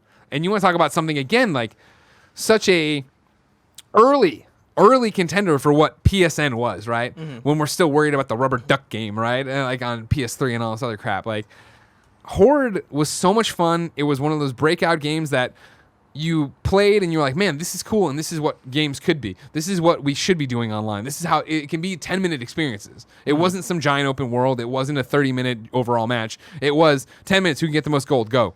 And then, even this thing where it sounds quaint at the end of the game, it's the next game you start is level 1, which is like so many games now, right? Every one of these hero shooters, Andy's shooting on the other fucking side of the world, right? Or whatever, with his fucking lanes, and leagues of legends and this stuff like that. You're talking about like MOBAs. You know what I mean? No, I'm good. Yeah, I'm with you. Yeah, hell yeah, you are. Yeah, Horde's a great game. Had you ever even heard of Horde? No, never heard of it. There you go. See, a forgotten PS3 I looked it up game and I was Underrated. like, maybe I'll recognize it, but no, not at all. I wouldn't.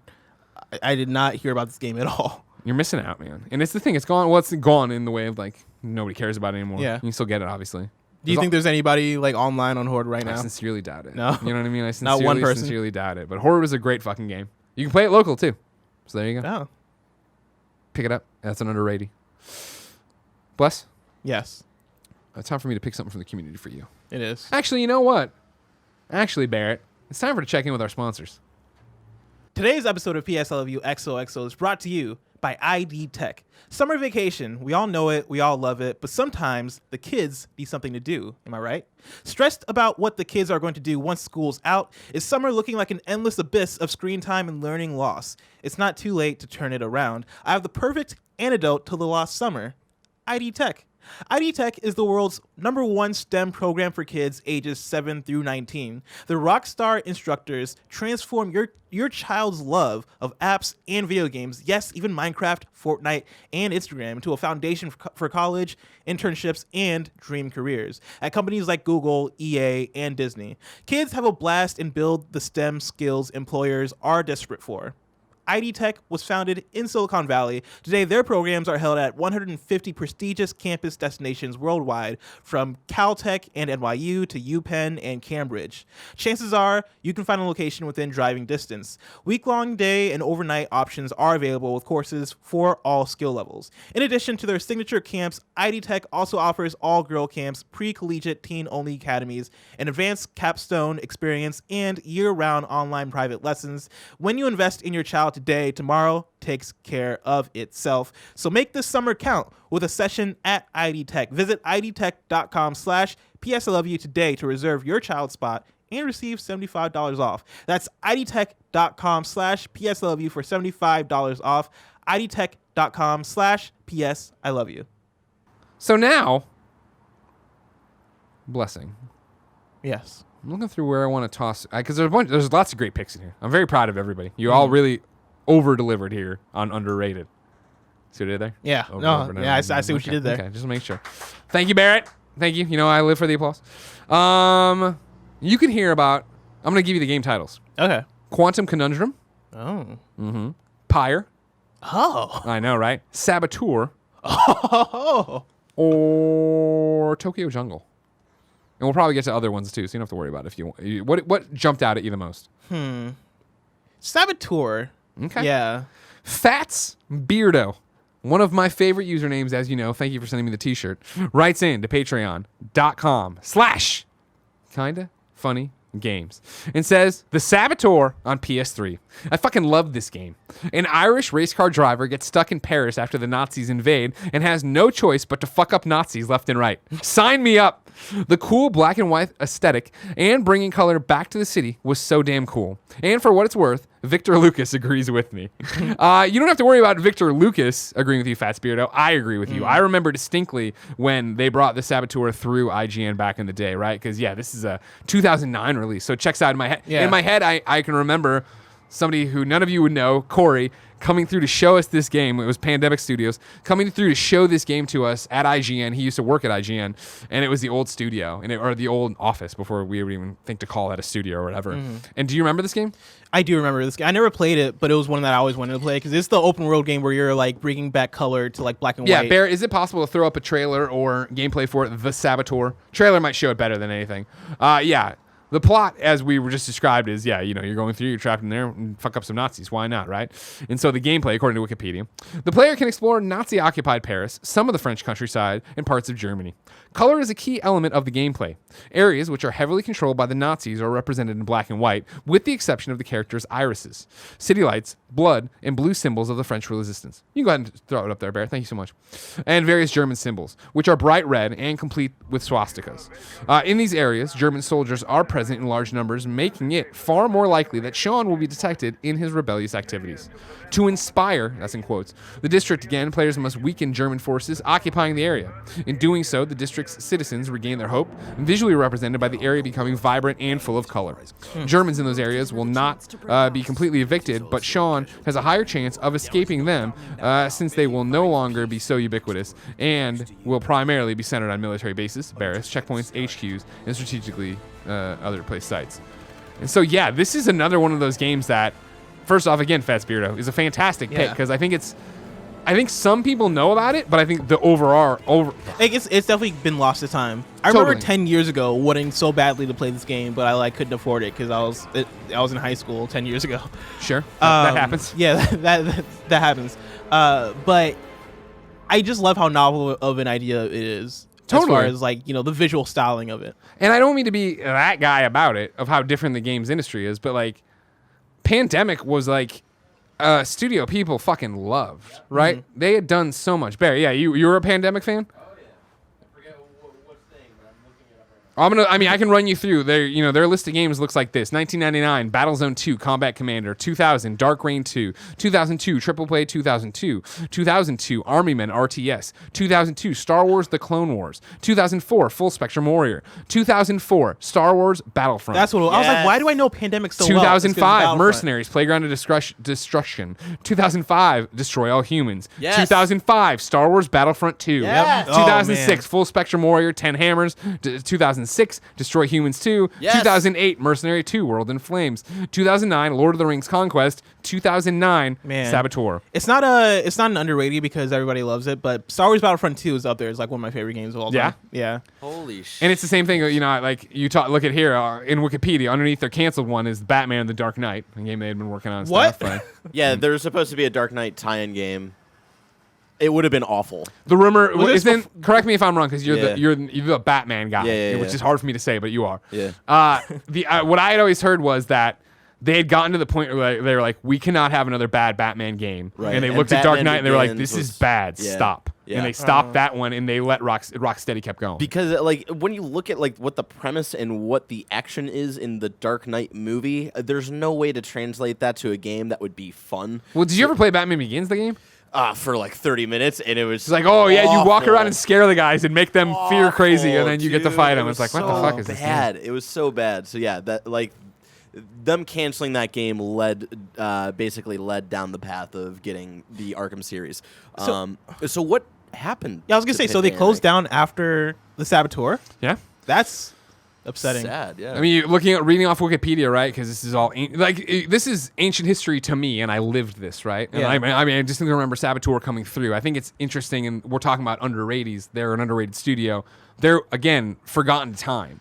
I feel like you want to talk about how, oh man, the industry doesn't move too fast. It doesn't do this thing, and you're talking about a studio that made all these awesome games and then was gone, and then nobody really thinks about it anymore. Nobody talks about it anymore.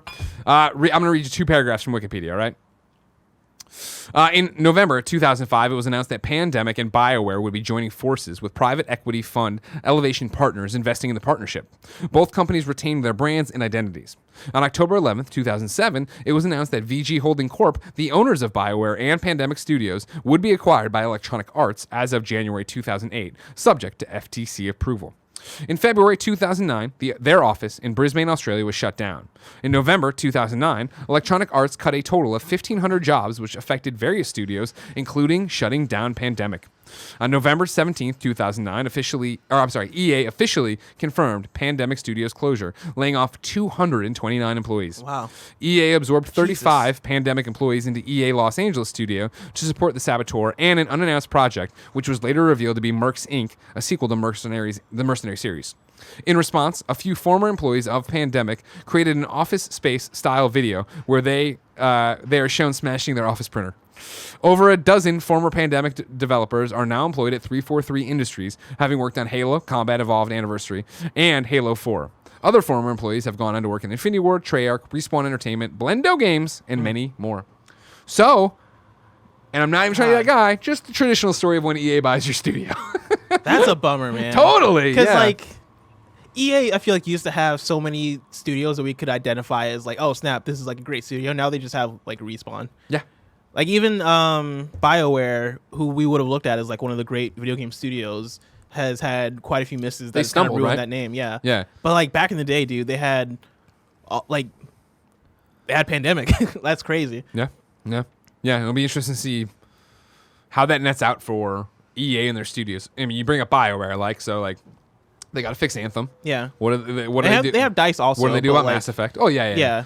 But it's still, even that, how many EA, when we talk about EA Studios right now, how many are we going to talk about that are on a high note? Yeah, and that's Respawn, yeah. Right? We get into the Madden stuff and Tiburon or whatever, but even them, yeah, not really. They're not beloved. They're not. No one's as beloved as fucking BioWare was. They should have, DICE should be more beloved, right? But it's kind of hard to give them Star Wars Battlefront 2 left such a sour taste in people's mouths. And it's that sad story, right? Where we've talked about it recently. Battlefront 2 is way better, really great right now, right? Yeah. Celebration's getting re-reviews. People fucking so dig better. it, but it's guess what? Your first impression is your impression. Yeah. And it's so hard once people are this sucks to get out from being that sucks. Even over this entire generation, I'm a big Mirror's Edge fan, but Mirror's Edge Catalyst was developed by DICE, I believe, and it came out, and it was, for me as a Mirror's Edge fan, I was very underwhelmed by it. Respawn is really the only studio where I'm wow, you guys put out banger after banger, especially within the last couple of years, right? You guys have killed it. And so it's upsetting to see. It is upsetting. Blessing. Yes. I need another underrated from you. Oh, man. Also, you're having fun. This is really fun. Oh, yeah. Okay, good. I've now hit that point where I've drank probably too much Angry Orchard and bourbon. And so. Yeah, you have. Yeah. He's my next PlayStation underrated is Legend of Zelda Wind Waker. I want to talk about Jeff Horst Gemini. I'm gonna go. I'm gonna go Cube 2. Oh, for the PS4. Yeah. Okay. Cube 2. I think it came out in 2017. I want to say. You might want to look that up. I'm on it. But this comes from the game's website, right? This is the description. You are 2018. 2018. Oh, that's on Steam. That counts too. Go ahead, keep going. I'll figure out. I'll get more information. It might have been 2018. You are Amelia Cross, a stranded archaeologist who has mysteriously awoken among the sand-swept ruins of an ancient alien landscape. Together with the distant help of another survivor, you must solve the puzzles of this forgotten world to find a way back home. Right? 2018 for 2018. Cube 2. Okay, because you're being specific about 2, right? Specifically 2, because I haven't played 1. Cube 2 is basically a Portal clone. Cube is basically a Portal clone. Cube 2, though, is the one I played, and I had a blast with it. I was surprised to see that reviews for it were pretty much in the 7 range. Mm-hmm. I think it's in the 60s in Metacritic.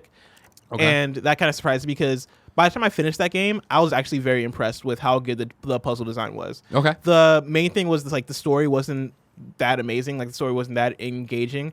It doesn't really try to go for the comedic elements of Portal. Instead, it goes for a serious story, but similar puzzle elements. The whole thing is that there are different types of cubes that have different properties to them and different effects in how you will solve a puzzle. And so, say you can turn a tile on the ground into a bouncy cube, and so that then allows you to bounce, stuff like that. the puzzle design, I think, is really good. It's really excellent. And yeah, overall, like it's just a really good like if you have that Portal itch, it's like really good at scratching that. If that makes sense. No, yeah. totally. Is Cube 2, excellent game. Okay.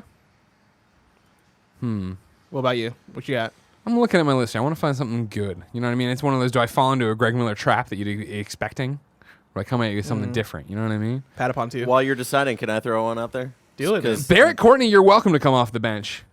Star Wars Episode 3: Revenge of the Sith. The video. Lay it on me. Why do you love Star Wars 3? I played the mess out of this game. Yes. Why do you love this? Because I feel like it was even with the games after it, with what was the one with Star Killer? What's his name? Force Unleashed. Yeah. Force Unleashed. Like Sam Witwer. Yes. I think Episode 3 was probably the best feeling Star Wars game playing as a Jedi until Jedi Fallen Order. It just felt really good. It retold the story. There's like some added story elements as well. There's also a really cool idea where there was 2 different endings in the game, where it was like the regular ending from the movie, but then you could unlock an extra like version of the last fight between Obi-Wan and Anakin, where Anakin wins, and it's like really fucked up and weird. Just give you like an alternate ending? Like, yeah, it's crazy. That's awesome. Did you play the multiplayer at all? Yeah, because you could do like Jedi versus Jedi and just have fights. It was like a fucking Jedi arena battle. Dude, wasn't that so cool? It was so fun. Fuck I yeah, love this that, game. yeah. I'm sorry. Thinking about Battlefront, I was thinking about all the other Star Wars games. I just wanted to shout Why this would you out because apologize? Don't apologize, Barrett Courtney. Yeah, I played the living fuck out of this game on my PS2. My friend Addison owned this game, so I played a lot at his house, and I borrowed it. And like, yeah, absolutely. I won't say I fell in love with it, but I enjoyed it. Like, I enjoyed it so much. In the final level during the battle between Vader and Obi-Wan, the player is given the opportunity to play as Vader and must defeat Obi-Wan. In this ending, Vader's ill-fated jump is successful, and he kills Obi-Wan before kicking his body into the lava. After slaying his former master, Vader returns to Emperor Palpatine and obtains a new red Sith lightsaber. So the Emperor congratulates him, Vader murders him, and takes his place, having been thoroughly corrupted by his new power. That is awesome. This ending is not presented in the GBA and DS version, but yeah, it was like fucking wild. That's awesome. And it, like playing Force Unleashed again, or playing Force Unleashed after that, where they had the 2 different endings at the end of that game. I was like, hell yeah, I love these 2 different endings. I'm sorry, I have a question for What's you, up? and I know you because you're a big Star Wars guy too. Yeah, This isn't me joking at all. It's an honest question. yeah. At what point do you stop calling him Anakin and start calling him Vader? Because right there, that's the Anakin Obi fight, I thought, but they start calling him Vader. Vader. After he kills the fucking kids? No, you start calling him Vader essentially after the decision he makes to kill Samuel L. Jackson. Wow, okay. Mace Windu. Mace Windu. I like to think that is like actually Samuel L. Jackson. I mean, for all intents and purposes, it is. Yeah. It's like that moment where he decides to become. Here's what I'm going to do. I'm going to shake up the order here. I'm going to bring in Josh Games.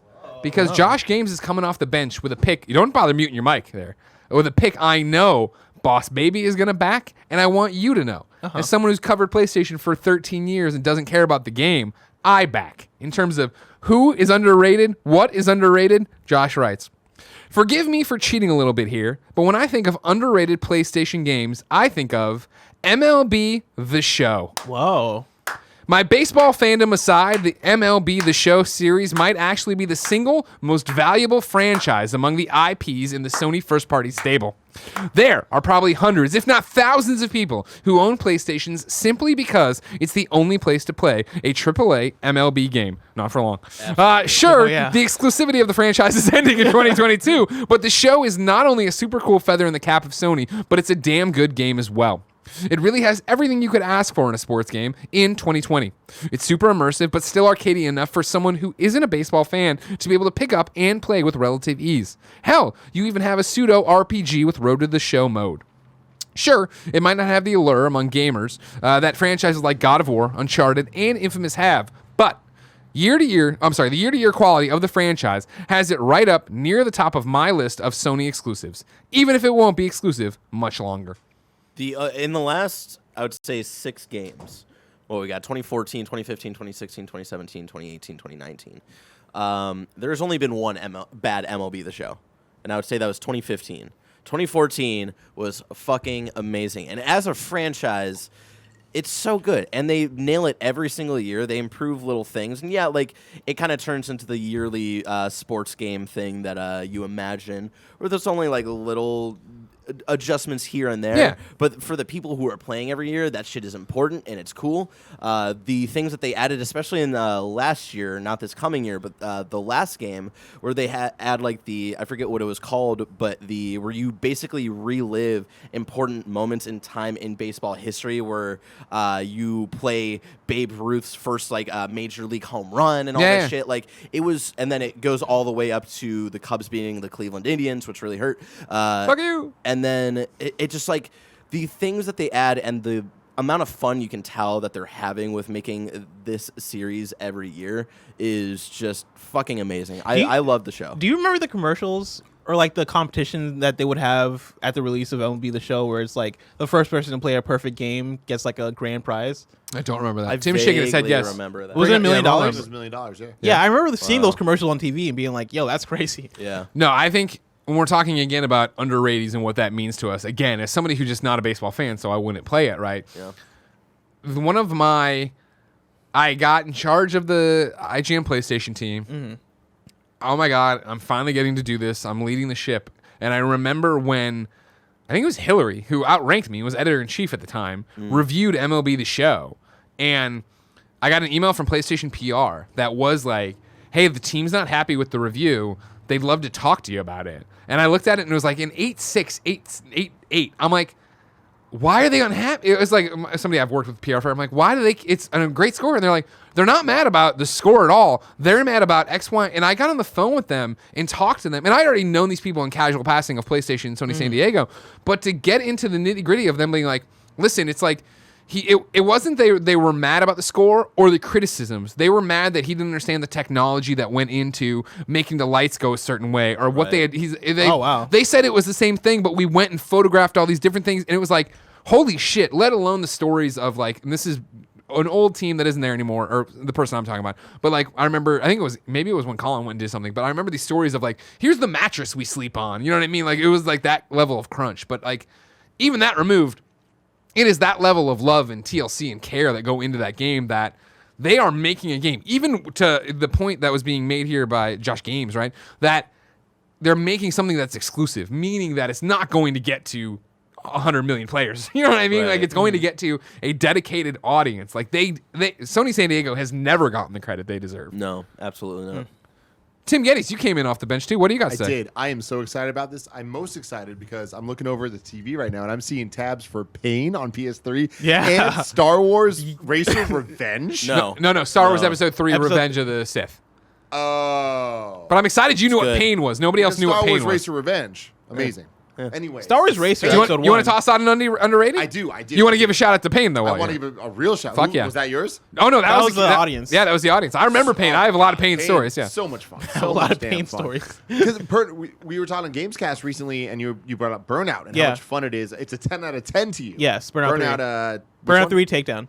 Because that whole system of just crashing so much fun. Pain. Yeah. They're like, let's just make that the game. Yeah. So that's what I was saying when he was describing it. I was like, this sounds like Burnout Crash Mode. So cool. I'm not going to give my normal shout-outs to amazing games like Amplitude and Crash Team Racing. Those have the love they deserve. They're not underrated. Oh, I feel like they both are. Crash Team Racing. Yeah. Now it's gotten kind of a resurgence. People used to think, oh, it's a Crash game, whatever. CTR is legitimately amazing. Moving on. Get off your bullshit and give me a real one. Downhill Domination on the PlayStation 2. You know what I'm talking about? Incognito, baby. What a just home run after home run of different ass games. They had Twisted Metal Black, right? Then they're like, oh, we're going to do War of the Monsters. Something super. It's a kaiju Power Stone-esque brawler on the PS2. Super, super fun. Then we're going to make a downhill I remember mountain this. bike racing game. I remember and guess what, this. Bless? Guess what? It's going to feature characters, or at least a character, from SSX. I definitely played this at a friend's house because I remember this vividly. Crossover shit. This Holy game cow. was awesome because it combined the tricks and stuff from Tony Hawk's Pro Skater and the extreme sports of that era. But it also included racing. It also included a combat system as you're going down in this race. And it was kind of like everything that they learned from War of the Monsters and Twisted Metal somehow added to a extreme sports game. And my God, did it work? A late PS2 game. Dude, I miss that era. like the era of just like extreme sports as video games, because they were all good games. Kind like of perfected, man. that's the crazy thing, is that those games were good. 2003. 2003. All right, so Mid-ish. We're Mid-ish. going But like through NBA it. Street little was early. good. Like all the Street games were good. SSX was good, right? Like MX versus ATV was good. Tony Hawk was good. Like all these extreme sports games were excellent. I miss it a lot. This game, I really feel like kind of took what SSX started, and it was a different genre because, bikes versus snowboards, they just function differently. But the map layout of each of the levels in this was so good. It reminds me a lot, stick with me here, of a good Sonic game where it is about speed, but it's not about speed. It's about finding the right that track. rhythm. Are you going high? You going mid? You going low? And with this, there was always the diamond paths you can go on, and like they're much harder to stay on. But when you do and you hit it all the way through, it's so damn satisfying. Downhill domination. Where you at? I want a sequel. I don't even want a sequel. Just let me play it again. That was developed by Incognito Entertainment, published by Sony Interactive Entertainment, and Codemasters, which I didn't realize. Also, fantastic slow-mo cheat in that game. Incognito Warhawk. Another That too. underrated, Don't amazing forget. game. But Andy they had Cortez. Starhawk then too. You bet to get on the ones and twos over here? Andy Cortez has an underrated PlayStation game. I've got so many, guys. Okay, which one are you picking now? I want to give a shout out to Einhander. Oh, wow. I don't even know that 2D one. sort of side-scrolling. It's How do I 3D, spell it? EINHANDER. I think it's Einhander. It's like PS1? German. PS1 game. Oh, okay. Really imaginative. It really kind of blew my mind seeing a 2D game in that way, but 3D. You know what I mean? It was 2.5D essentially. Okay. But Was it I love- isometric? It's like or no? 2.5D. Was it what? Isometric or no? No, it's just. Oh, I see. Sorry, it's now like a shooter. I see, It's I like see, I it's see. your typical sort of like ship shooter. Oh or whatever. shit! Okay. But I just Ooh, love- it's giving me Resogun vibes, kind of in the way Yeah, you're I shooting. loved Granted, all- you're not going back. It's just a shooter. It's not Resogun. Yeah, it's basically just a shooter. But the robot design was just super imaginative, and I loved it. Vagrant Story. Oh, that's a good one. So here's a game, guys, that I rented the hell out of, and it kind of made me realize that I didn't love turn-based games. Okay. But I there's just but. loved all the ambiance, and it was one of those games that was like, whoa, this is the future of games right here. Similar to MGS1, the first time you play that, you're like, whoa, this is it. The, This is the where we're art, the going. environments are great, and then finally NCAA Game Breaker 98, Oh, wow. developed by 989 Studios. I think the first college football game I ever played. Nice. But it blew my mind just all the different stadiums. This is a PS1 game, obviously. 1998. Oh, I might have played a demo of this on like a demo disc. I owned this game. It was one of my favorite football. I liked it more than the Maddens back in the day and everything. But what blew me away was like I hadn't experienced something like this where every sort of stadium had their own fight song. Oh yeah. And I was like, whoa, this is really intuitive and smart. And I'm hearing the Texas fight song. I'm hearing the whatever, the whoever, all that shit blew my mind.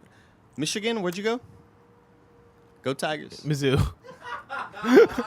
Yeah, you better fucking. The leave one I'm mic thinking out of that that I played the demo was NFL Game Day 99, which is the follow-up. Yeah, my first. I love it. I miss NCAA football so fucking much. Yeah, no, I'm with So you, dude. I used to fucking play much. because, growing up in Champaign, that was the University of Illinois. Fighting Illini. Yeah, fighting Illini. Chief So Illini Wiki's out there doing yeah, it. dude. So I remember playing a game. It was like the Illini versus Illinois State, which Oh, yeah, the was in Redbirds. Bloomington. That was where my cousins were from. Yeah. And so I was like, oh, cool. I'm gonna defeat my cousin's school as the Illini, and I think I did like a game of 99-0. I was gonna say Illinois State, not a good football program. Yeah, no, they should exactly. get destroyed. Yeah, no, I destroyed that team. Okay, good. That's what I Really, wanna hear. really quick, I just want to say, without the jackets, you guys just look like Greg Miller industry employees. Just I'm saying. happy. I'm happy with that. Yeah. You know what I mean? Okay. Happy to be a Greg Miller industry employee. All right. Don't worry about it. You guys have health care? Well, I'm putting the jacket back on. What do you want to do, Bless? You want to do one more round? I could do another. You want to round. just keep going until we fucking fall down drunk dead? I'm down to keep going. I have a couple more that I want to. Okay, then give me one. I'll give you one. We'll give a kid one. We'll give you one. I'll give me one. We'll give a kid one. We'll see if we keep going. Yeah, that sounds good. All right. Tekken Revolution for the Woo! PS3. Okay. So Tekken Revolution, right? Everybody knows Tekken. Tekken as a franchise, I don't think is underrated because fighting game fans love Tekken. Tekken Revolution was a free-to-play Tekken game on the PS3, where they experimented with the idea of putting out a free-to-play fighting game. And the whole conceit of it is you get to play Tekken for free, right? It's online only. You can't play against bots. You can't play against the computer, right? You can only play against other players online. But you only have a limited amount of plays per day if you lose, right? So you can play like I'm just gonna say a number because I can't remember the exact number, but I'm gonna say you can play 2 games a day, or you can lose 2 games a day and then you're done, right? But if you keep winning, you get to keep playing, right? So it's that idea of being at an arcade and then like keeping on winning and continuing to stay on the sticks, right? Yeah. I love that experience. Now, of course, like it had microtransactions where you could buy more coins, and that was like the whole thing is, okay, if you want to keep playing this free Tekken game, you have to keep buying the microtransactions so that you can stay on. But even with that, right, the idea that, yeah, if you want to keep playing this free online Tekken game, right, like it's a full Tekken game, you have to just win. You have to continue to win. I thought was super good. I had a lot of fun with it, and I won a lot. And so like I just like stayed on, and that's kind of how I played a lot of Tekken. I was really good at Tekken. Yeah, like during the PS3 generation, that's how I played a lot of Tekken was by being good at it. And I kind of wish that they brought that forward to PS4, because I feel like that'd be a good way to get more people into Tekken and get more people into fighting games, is by making them free to play in that way. Oh, sure, an easy way to get in, try and learn. Yeah, while also putting out like the premium like $60 Tekken 7 game that's gonna have all the features, right? It's gonna have the arcade mode and playing against bots and all that stuff, right? Include that stuff too. But I think having the free to play option was a great idea, and the way in which they implemented it was also a great idea. And the soundtrack for Tekken Revolution was great. So Tekken Revolution is one of my choices. Underrated. We've been experimenting with underrating, right? A term we, of course, coined and introduced an hour and 38 minutes ago. What I like is that we started expanding, finding the real way to go as we went, right? So suddenly it became games, it became Frankie Muniz, it became studios. Yeah. A similar thing's about to happen here, where I was going to throw out the tired Greg Miller jam of Mod Nation Racers, PlayStation 3. A game I adore, that was taken from us too soon. But then it gets me thinking, I can't limit it to that. Because if I'm going to talk about Mod Nation Racers, I'm going to talk about Sleeping Dogs. Wow. And wait, what does that even mean?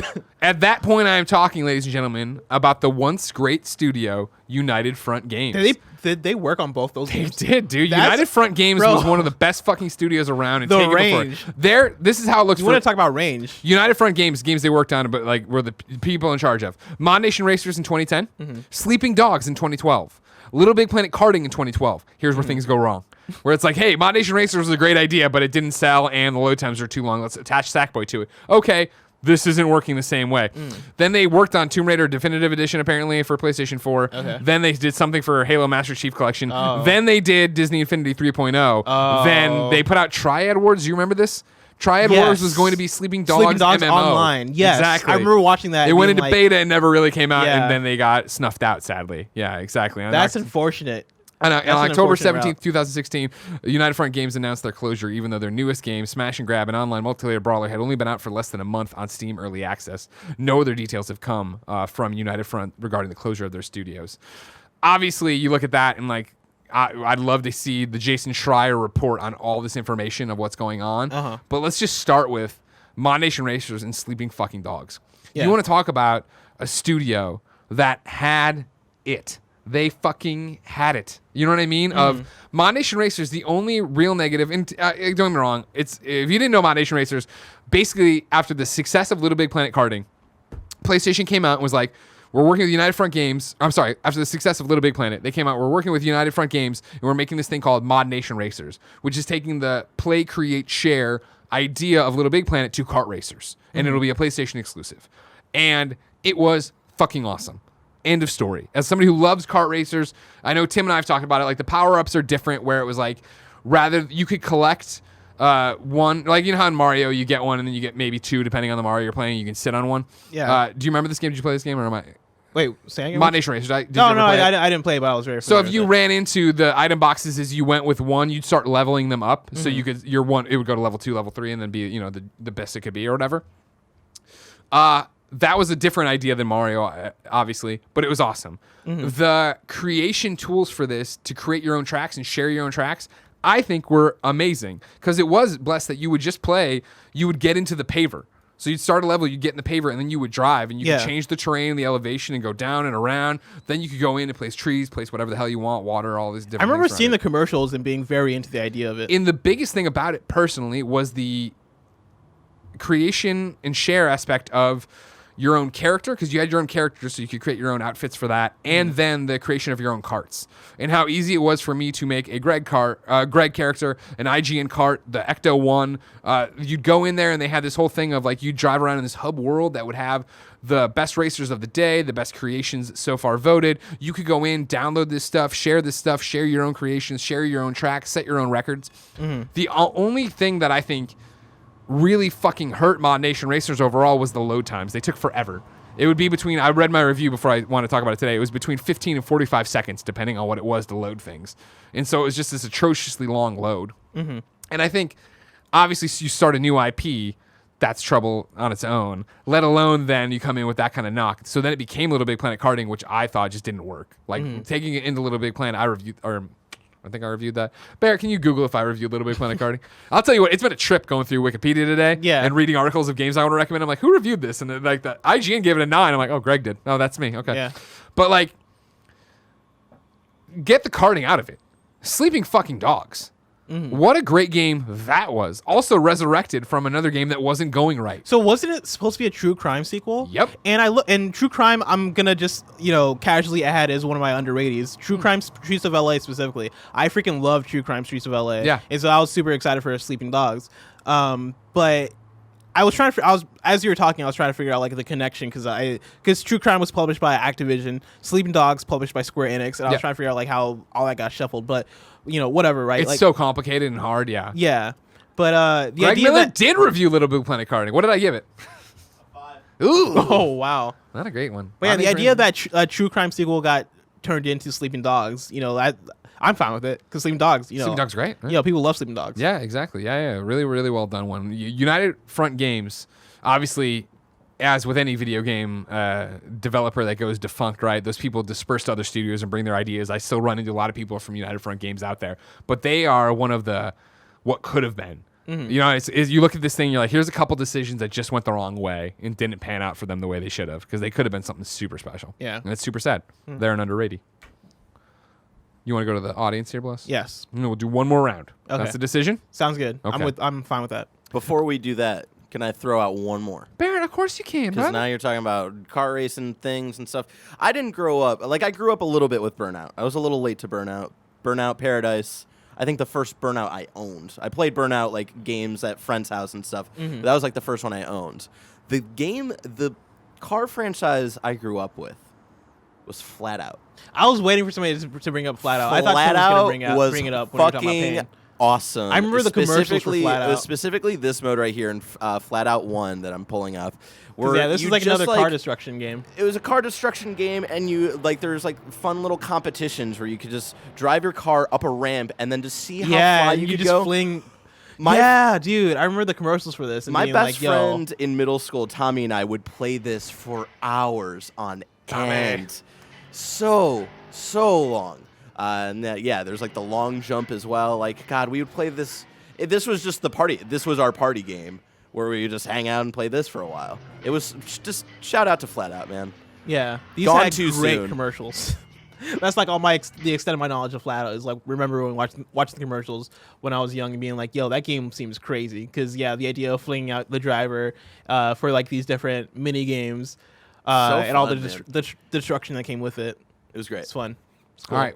From the audience, we're going to patreon.com/kindoffunnygames. You can go there, be part of the show, get the show ad free, get the exclusive post show. Shit, I guess we should save one of these kids for the end of that. Oh, we gotta do that too, I guess. We're going to DH Canada, who writes in with one that I think often, and he points this out, gets mocked, but he wants to defend it, and I appreciate that. I'm about that life. Greg, you might already know my answer for my favorite underrated PlayStation game. The often disrespected, overlooked, and forgotten PS2 classic from Squaresoft, The Bouncer. Oh. This game was ahead of its time. It has everything. RPG elements for stats and unlocking new moves. 3 separate characters you can switch between each level. One looking like Sora, one being a big-ass wrestler in a leather jacket and has horns on his head, and a third guy who is shirtless but with a vest, camo pants worn too high, and generic-ass tattoos on his arms, stomach, and face. Replayability? Up the wazoo. Dialogue changes, different playable sections, and different backstory loading screens, all based on who you pick. So you have to beat it at least 3 times for all that lore. A Power Stone-looking multiplayer mode, new game plus, which reminds me, let me tell you about the second time I beat the bouncer. Final boss time. I've memorized his moves. I'm hitting big boots with Volt on this motherfucker like I'm Kane. Knock his ass out. Drop the controller. Game is done. What's that I see? Another cutscene. The final boss is getting up. He's laughing at me. Dude is talking shit. He throws off his trench coat and he's wearing overalls without his shirt underneath. Why does no one in this game wear shirts under their jackets? Despite his new moves, the results are the same. I defeat the boy Bane looking chump. Now, let me tell you about the third time I beat this game. I beat up the final boss. He throws off his trench coat, blah, blah, blah. Seen it before. Lay him flat on his back. And this dude starts talking that shit again. Legit. While lying on his back, staring up this ceiling, he isn't going to get up a third time, is he? Yup, he is. Now all of a sudden, he's Kurt Angle, dropping the straps, acting like it's serious this time. And for some reason, he has a Batista Dragon tattoo on his back, giving him extra power. Whatever. I don't care about his new special moves. That, they do way too much damage. I stomp his ass out again. Now let me tell you about the fourth time I beat this game. Nothing different happens. Oh well, man, this game is great. Join the movement. Hashtag remake the bouncer. Amazing. DH Canada. That was a ride, and I appreciate that I got my ticket punched. That was really good. That was very good. Bless. Yes. This is your final pick for the first man. or the inaugural Underrateys if we ever do them again. I'm just gonna. I have a long list, and I'm trying to figure out which one I want to talk about. Right. I want to shout out. Keep this in our back pocket. Don't burn them all right now. Okay. We can come back and Underratey again one day when I'm not in town. I just want to give. I'm gonna give a couple shout outs, right, to ones I didn't talk about. I'm not gonna talk about all of them, but I want to shout out. Actually, I gotta figure out which one I want to talk about first. All right. Okay. I know which one I want to talk about for sure. Right. But as I make my way towards there, right, I just want to shout out Eco for PS2. I want to shout out Spy Hunter also for the PS2. Spy Hunter. Yeah, the Rock's Spy Hunter. No, that was Spy Hunter 3. I apologize. Thank you, everybody. Sorry, there was a Spy Hunter trilogy. My apologies. I didn't mean on the PS2. I put disrespect on the name. There was a trilogy. Spy Hunter 1 is the one I'm shouting out. I played the first 2. I didn't play the Rock one. And I watched the trailers for the Rock one where he does give somebody the rock bottom in the trailer, which is hilarious. Hell yeah, he does. But yeah, I want to shout out Spy Hunter 1. I also want to shout out DJ Hero for the PS3. Shout out to DJ Hero. The one I'm going with, though, Jazz Punk for PlayStation 4. Wow. Are you guys familiar with Jazz Punk? I am not. Barrett, look up Jazz Punk on YouTube. We had the creator of Jazz Punk come into IGN when I was producing Beyond, and it was really cool to learn about this game. Dude, Jazz Punk is one of the best comedy games I've ever played. And nobody ever talks about Jazz Punk. You should go home and play Jazz Punk. I think you really like it. Released in 2016 on PlayStation 4, Jazz Punk is an adventure video game developed by Necrophone Games and published by Adult Swim Games. Jazz Punk is a single-player first-person adventure game focusing on exploration and comedy over puzzle solving. Each mission has one central. Is he in a shop? He's just in a mall or a food store? Yeah, I guess a food store. Is that what they call it? In a mall, a food store. A mall or a food store. That's how many bourbons I am deep today, guys.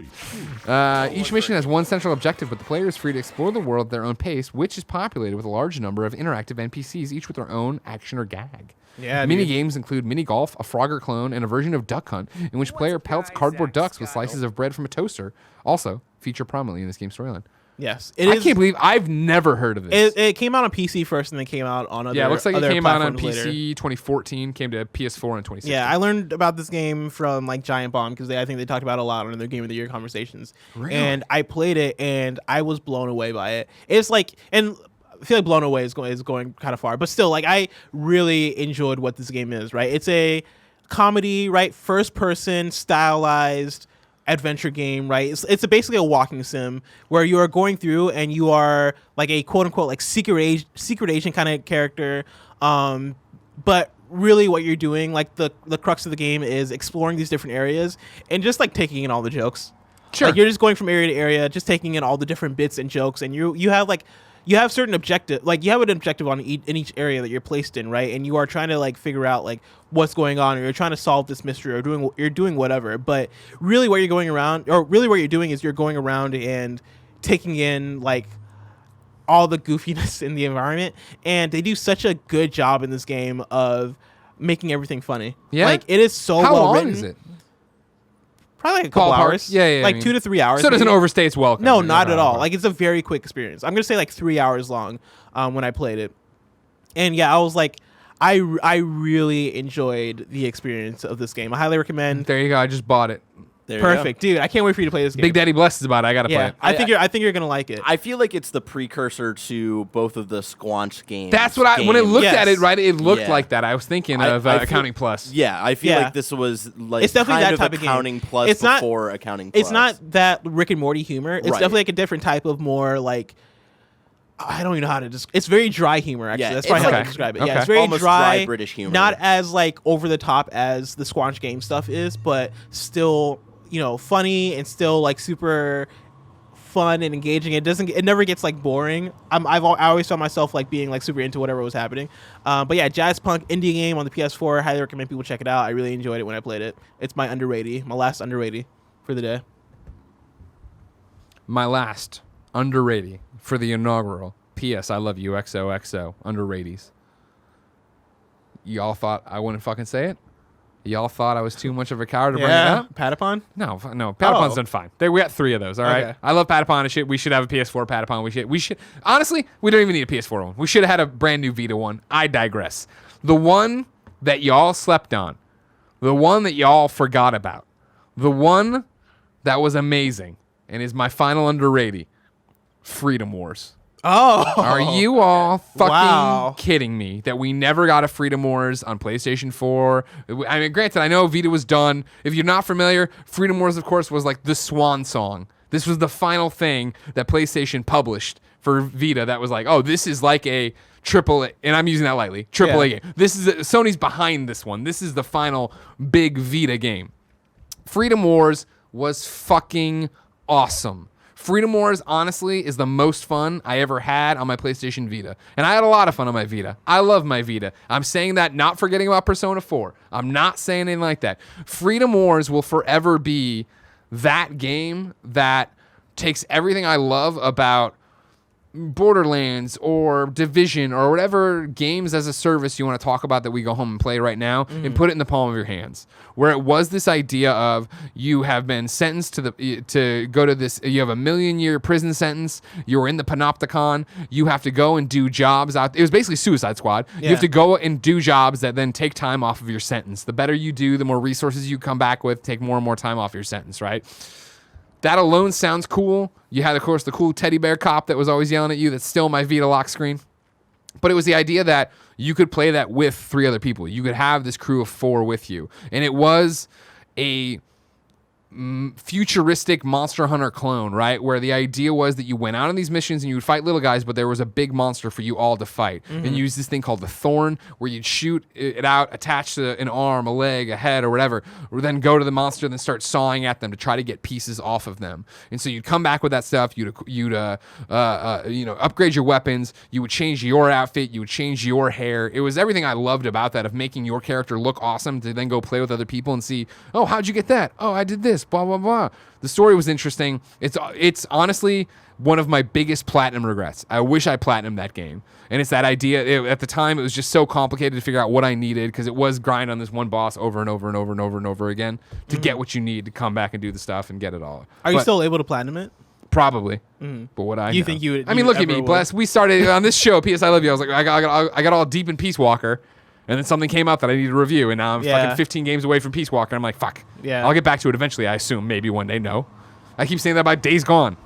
Not enough time, Blessing. There's not enough time. But there was enough time for you, ladies and gentlemen, to support Freedom Wars on the PlayStation Vita, and you didn't do it enough. And they eventually made it a PlayStation Plus game. They put it out for free. Did you download it then? Did you? I don't think you did. It's on you. Freedom you. Wars blood is on your hands, and I won't have it on mine anymore. Underrated. That's an underrated right I there. respect it. Blessing. Yep. Thank you for joining me Thanks for having me. for the inaugural. P.S. I love you. XOXO Underrateys. Remember, ladies and gentlemen, usually this is your weekly PlayStation nerdy news podcast. You can get it youtube.com/kindoffunnygames, podcast services around the globe. If you go to patreon.com/kindoffunnygames, you can be part of the show. You can ask questions. You can get it ad-free. You can get it with the exclusive post-show where we will go through at least one more of your Underrateys.